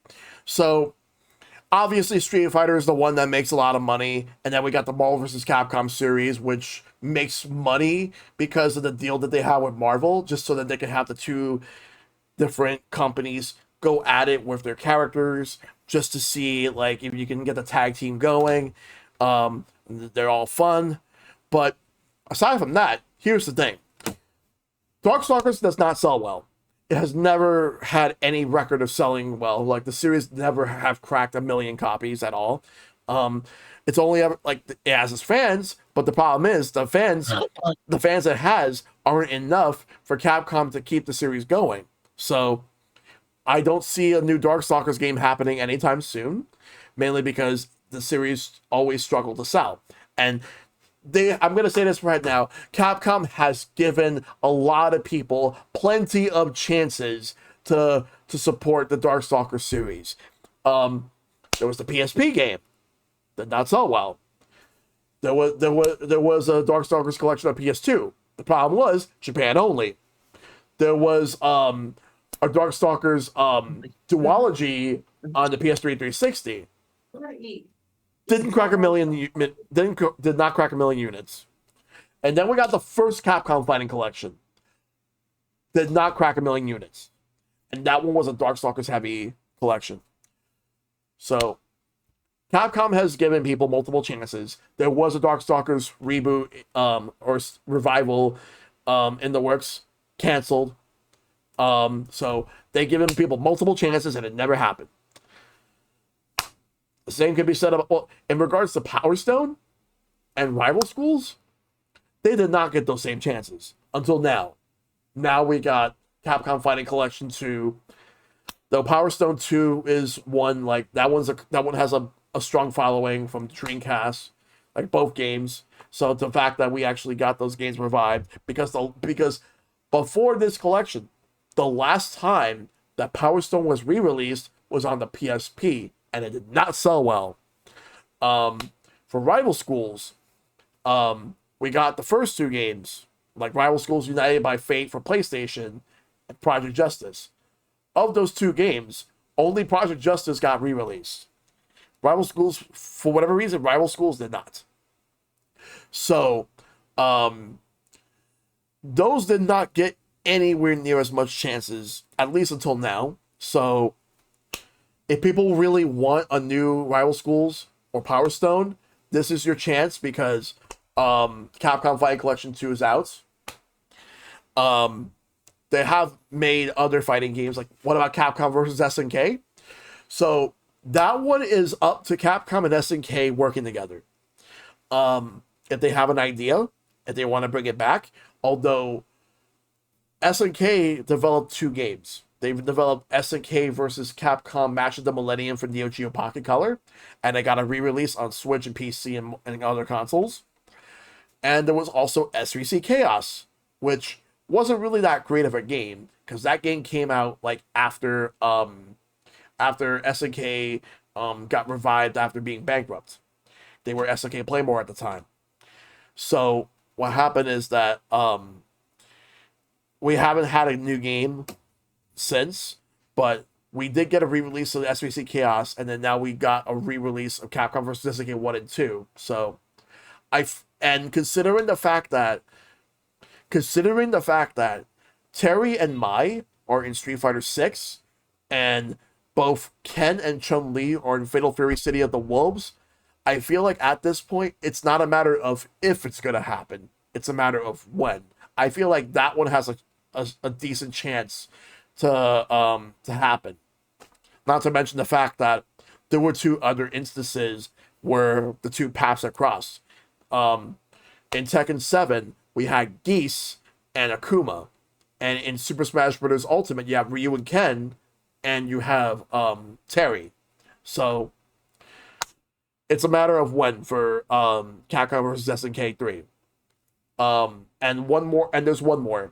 And that would be Tatsunoko versus Capcom. So that game was licensing nightmare. The reason that it was a licensing nightmare is because while in Japan, there's no issue. It's just Tatsunoko. It's everywhere outside of Japan because you have multiple countries. Like in the United States alone, it was really hard to get certain characters when it comes to licensing because like they're spread out. And the same thing for Europe. A couple of countries, like in Italy and a couple other countries, where like they had to cut a character in the original release and replace him with 3 other Tatsunoko characters they were able to work out a deal with, while they added 2 Capcom characters. They added Zero and Frank West. That game getting localized was a miracle. I don't think it's going to happen again, even though there have been companies that have either went out of business or they merged. And it's not as bad now as it was back in like 2009, 2010. But it's going to be a struggle. So I would say this, don't expect it. If it happens, it happens. If it doesn't, it's not going to happen. So that answers my question. I feel like certain fighting games will come back and some won't because, like, in the case of Darkstalkers just does not sell well, no matter how many times Capcom gives it a chance. Yeah. All right. I was gonna say, I think you like it really boils down to non-Street Fighter games that Capcom has complete control over just haven't sold well, and the ones they don't have complete control over that sold well are, like you said, Tatsunoko, Namco, Tekken, all of these various entities, which would be even harder now than they would have been 10 years ago. I would say that like the likeliest thing that could come out outside of Street Fighter at this point is as Marvel moves the MCU beyond what the multiverse saga that they're in. There's mention of that mutants are going to become probably the main focus going forward after 2027. I would not be overly surprised if, in an attempt to like shore up more attention on all fronts, if Marvel and Disney start talking with Capcom to try to get a Marvel versus Capcom 5 in the spirit of the older X-Men versus Street Fighter era of the franchise, to try to bring some of that nostalgia back together. Yes. So that'd be my guess for what would come out beyond Street Fighter next. All right. I'd probably put in the fight for Darkstalkers, though. As a hot take, I think once Capcom realizes that Darkstalkers is not one of their main IPs, it's going to also be like Dino Crisis. It's a step below, but not in a bad way. There's always going to be collaborations, and I think with games that we've had so far, from everything from DNF Duel to them fighting herds to just all these other games that's to Grand Blue. I think that if Capcom ever decided to bring back Darkstalkers, because people have been exhausted with the same sprites being used in every single iteration of their characters ever, that if they gave it over to, like, I don't know, the Skullgirls team or Arc System Works, I think something magical could happen where it could revitalize Darkstalkers. But it needs that. It needs a style change, because we haven't seen that properly yet, other than one or two characters in Marvel vs. Capcom. Because I can't count, like the chat said, how many times I've seen the same sprite of Morgan. Mm-hmm. And a few of those times sometimes it blends well. There are some times where it feels extremely out of place with all the rest of the art. Evolution. Yeah. Yeah. Squez, do you have any input on this one? No, I think you guys pretty much covered it. I don't think there's gonna be a non-Street Fighter like singular Capcom game on its own, unless it's with like MVC, Tatsunoko. Yeah, I don't have anything to add. I think you all pretty much covered it. I pretty solidly agree with y'all. I mean, my biggest take on it is I'm never gonna say never, but it would have to be like a stars aligning thing for it to happen. I would be excited to see it happen. I don't think it's like you guys were saying. I don't think it's that they don't want it to happen. It's just that they don't sell. And as we all know, and a lot of the vocal minority online needs to get their head out of their backsides and listen up to, your avid and hardcore gamers, we are always going to be a dedicated market. We are the minority, though. They need to have stuff that sells to the entire market, make them accessible. And are most of these games fun? Absolutely. But again, I'm not going to say never. I would like to see another Darkstalkers, because I own some of those games with the PSP one. I'm happy I do, but I also know I'm a collector. So it'd be cool. I'm not going to hold my... It's one of those things where I'm satisfied if it doesn't happen, but I'll be excited if it does and it's good. Yeah. Yep. I mean, there's enough characters in the Capcom universe that you can make a fighting game if it's just Capcom characters, you know what I mean? Like, Yep. The last question comes from Nova the artist. What's your favorite piece of music from like any of the Mega Man games, like classic Mega Man, Mega Man X, Mega Man Zero ZX? Mega Man X alone, I can tell you Storm Eagle is definitely up there. Yep. I could also Spark Mandrill's theme, Armadillo's theme, like those, like that. I could easily think of like Mega Man 2. But obviously everyone talks about Dr. Wily's theme, but I also think for Mega Man 2, I would actually have to go with Bubble Man's theme as a good one. It's one of my favorites. And for Zero and ZX, for the Zero series, I can't really think of like any of them from the ZX that say is my favorite, but for Zero 3, Cannonball, which is the final boss fight of that game, it's incredible. Squez? I got one for each of it, like classic Mega Man, Metal Man, Yep. Mega Man 2, Mega Man X. I mean, just pick one. But I guess I'll use the intro stage theme for Mega Man X and X4. I'll pick that one for that one. That one's really good. That's a really good one. And then for Mega Man 0 ZX, I'll pick the secret boss fight with Omega, where it's just like the final boss theme just remixed, just a little more heavier. I like that a lot. Yeah, Split Mushroom's also a good one too. Split Mushroom's good, yeah. Rick? this is another one that's so hard because the music for that franchise is one of its high, in a similar way to the Sonic the Hedgehog franchise, where the music is almost universally a high point. Mega Man is stuffed to the gills with great music. I would say, oh my god, as far as like level music goes, I might also say Metal Man.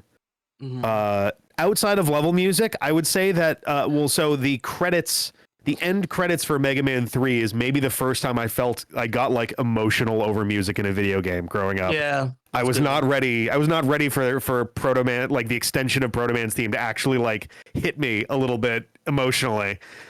Out of the X series, I mean, yeah, Central Highway from the intro for X1. Storm Eagle is such an obvious, like, it was the best example growing up of the Super Nintendo being able to really, really kick ass musically.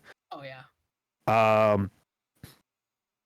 Zero and ZX, I don't have as crisp memories of that in terms of the soundtrack. I remember it was always very consistently good in a way that like the atmosphere and the ambiance that they kind of brought into it, like there was never a point where the music pulled me out of a moment to be like, what are we even doing with this? Whereas in some cases with Classic and X, there were a couple instances of like, oh, okay, I don't know how I feel about this one. But with Legends, I think everybody kind of jams to Apple Market a little bit. It's just it's one of the sweetest little earworm town themes I think I've ever heard. A special shout out to I don't know if the track has a name itself, but the battle track when fighting Juno in Mega Man Legends 1. When I was growing up, I hadn't actually finished the game yet. I hadn't actually gotten to the boss battle, and at the time, I fiddled around on piano. I've also played music for most of my life, and Mega Man Battle Network actually got me into doing MIDI arrangements. I have MIDI arrangements up on VGmusic.com to this day from Mega Man Battle Network and Sonic Battle in particular, with a little bit of Mega Man 1. But so I was fiddling around on the piano, and I was just like playing all I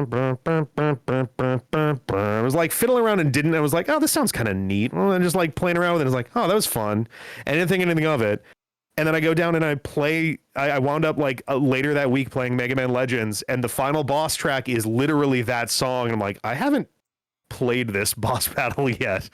And then go to find, I was like, oh, this is like an actual musical track. It was like Toccata and Fugue or something like that. I forget what it was, but I'm sure that I had heard that before, and it was just like some little subconscious, like, oh yeah, this sounds good. But it was this bizarre, shocking moment as I'm playing. I'm like, what the hell happened here?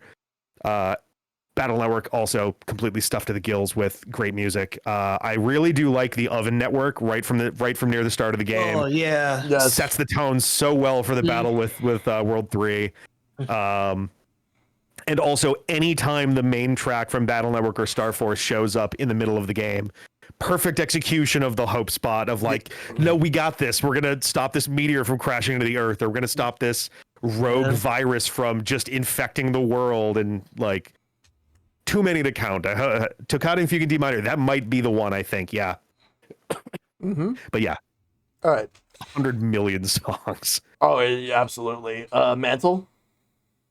Yeah, like I said earlier, musician here, I've grown up on this music. From the classic Mega Man games, so many possible choices, but the one that always pops out to me is one that I learned and loved thanks to the Nico Nico Doga, even before I realized what it was from, and that's gotta be Wily Fortress 1. Just the music itself, and then of course the lyrics, I mean, I saw that question when I was browsing through the Discord earlier. I'm like, nope, yep, Wily Fortress 1. There is no other answer for classic Mega Man for me. And then they're all great. I kind of have a three-way tie. Like, they're all like, on any given day, any of them are the ones I think of first. So I agree with you guys. Storm Eagle from Mega Man X1. Absolutely, that's one of the biggest ones. The older I get, though, the more and more Spark Mandrill just hits and is just one of my flippin' favorites. I mean, X1 and X2, I feel honestly have the best game in the whole X series. My favorite of all of those, though, as much as I love Storm Mega Spark Mandrill, would have to be Flame Stag from Mega Man X2. Yes, that's a good one. So, God, it's so good. For Mega Man Zero, it has been a hot minute since I've played those games. I did finally get the Switch collection a few years ago, so that'll help out. But this answer might change once I get back into those games. But the one that just sticks with me right now, because of us having any other members for it, is Departure from Zero 2. It, especially just those opening riffs, like and I'm gonna the same as Rick and add in Tron Bond's theme from Mega Man Legends. Yes. I love Tron Bond's theme so much, like to the point where when I was younger and in high school, I wrote a lot of Sailor Moon fan fiction, and this I would also I write like a script so I could tell you like how they were delivering the lines, what their actions were during it, and then also like what the music was. And I made Tron Bond seem like my big theme for my monsters of the day. So it's because it was just so perfect. But yeah, that one, this is again like I said, it's all so good. So Yep. and I know that X2 is not always as popular as X1, 3, or 4, but everyone deserves to go listen to those Mavericks themes. They're so good. Yes. Steve? I think mainly because also like sites like OC Remix back in the day. Yes. To this day, Yeah. because of that, I haven't had enough exposure to like X or the ZX other than my friends playing it. I own them, but I just haven't gotten into them yet. But the classic Mega Mans are kind of what always I hark back to, where I have Magnet Man, Heat Man, Snake Man. Fun fact about Mega Man 2, though, I love the intro because they kind of used the ending composition from the first one and melded it into as like a So quick nice. right into Mega Man 2 to show you like, no, this means business. So I always have like a soft spot for just that beginning of how they just said, hey, remember 1? Well, here's 2. But as like a shout out to Shellshock though as well, every time it's synonymous with Mega Man for me, every time I think of Mega Man, all I can think of is super fighting robots. Yes. So the Ruby Spears Mega Man cartoon song will always be there. I think it should be revived one day if they ever do a bad box art Mega Man and they need an intro song for him. Just use that because that's what everybody's gonna think of. Yep. So, with that is gonna do it for this show. So that's it for Capcom versus the world. That's it for this week's episode sharing with Shellshock. Like Capcom has definitely influenced us in so many different ways, and they're going to continue to put out some amazing games for years to come. And I'm looking forward to seeing just where they're going to go next. Like I know we're going to get a new Okami and a new Onimusha, plus Street Fighter 6 is going to get a new expansion at some point soon. I'm sure that I think Summer Game Fest is probably going to be when they're going to announce it, because that's when they announced last year's. But we'll see.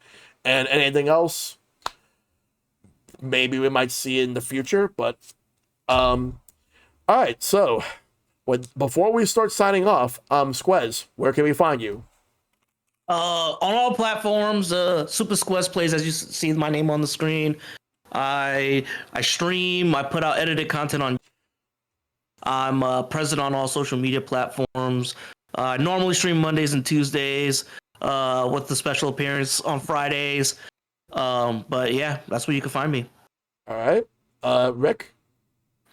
Yeah, so I am on a whole bunch of different stuff under different names. You can find me on Blue Sky at Rick Desi, RICDESI.dpad.fm. We also have an at dpad.fm that doesn't get used as much. We're on youtube.com/@the_dpad. It turns out that it's really hard to get good usernames when you go with a generic term like the D-pad. We're also twitch.tv/dpadfm. And yeah, keep an eye out. We're doing more Mega Man and more Resident Evil, and I think we're actually gonna be getting into Ace Attorney at some point in the vague future. Nice. Mantle? Most everywhere. You can find me under the username MantleFerox, so twitch.tv/MantleFerox. My stream schedule is still slowly coming back thanks to a whole lot that's been going on this year, but obviously you see me guesting here. But I'm going to be getting back to more Endless Ocean as well as the original Paper Mario and N64 soon there. And at some point, resuming Ace Attorney with my good friend Melodic Blue, because we're both voice actors and we've been voicing that. But she just moved to a new house, so that's exciting. So we're going to see when that happens. But yeah, you can find me at MantleFerox on Twitch, Twitch, Blue Sky, working on YouTube. That's kind of like a very back burner thing. And I am on Instagram, but I'm the Guardian there. It's like the Guardian, the Guardian. Yep. So yeah, but mostly everywhere MantleFerox, and yeah, this has been great as always. All right. And Steve? You can usually find me every week with Zenspath on the Zenspath podcast. We do like whatever news, big questions. We kind of switch it up every week. I'm on some social medias. You can find me on Blue Sky as N1 Nintendo.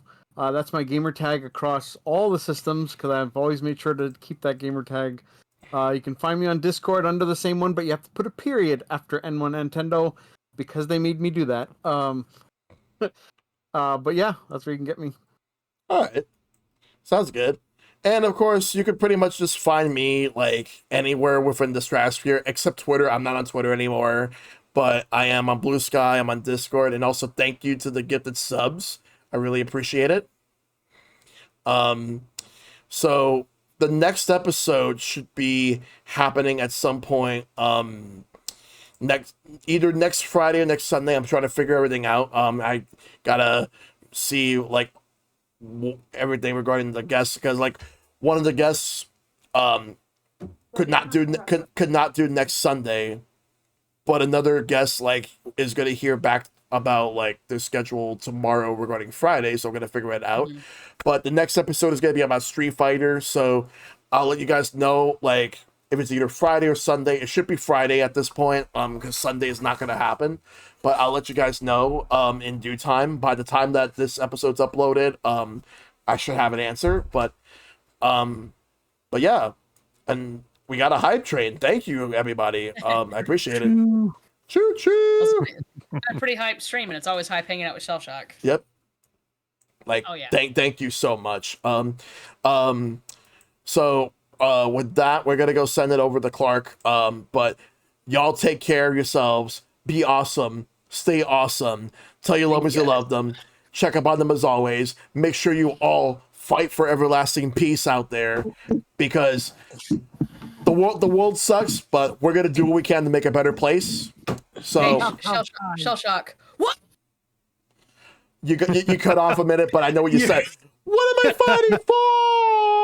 What am I fighting for? Yeah, what are we fighting for? Everlasting peace. That's a good question. Dr. Wowie. Dr. Wowie. Dr. Wowie. Have to find the Evo Energy. Oh, because this is all Capcom, I will say this. I should have been the one to fill your dark soul with light. Like Capcom was infamous for like having all of those cheesy lines, or like fucking Ashley for Resident Masters of Unlocking.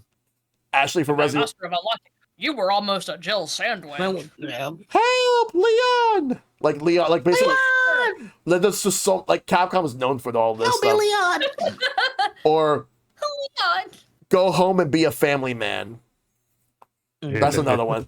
All right, so yeah, we're out of here. Thank you all so much. Good night, everybody, and I'll see you next time. Good night, buddy. Good night. Thank you. Bye. Thank you all. Good night. Thanks for watching Sharing with Shellshock Season 4. Your name will be inscribed in the pages of podcast history.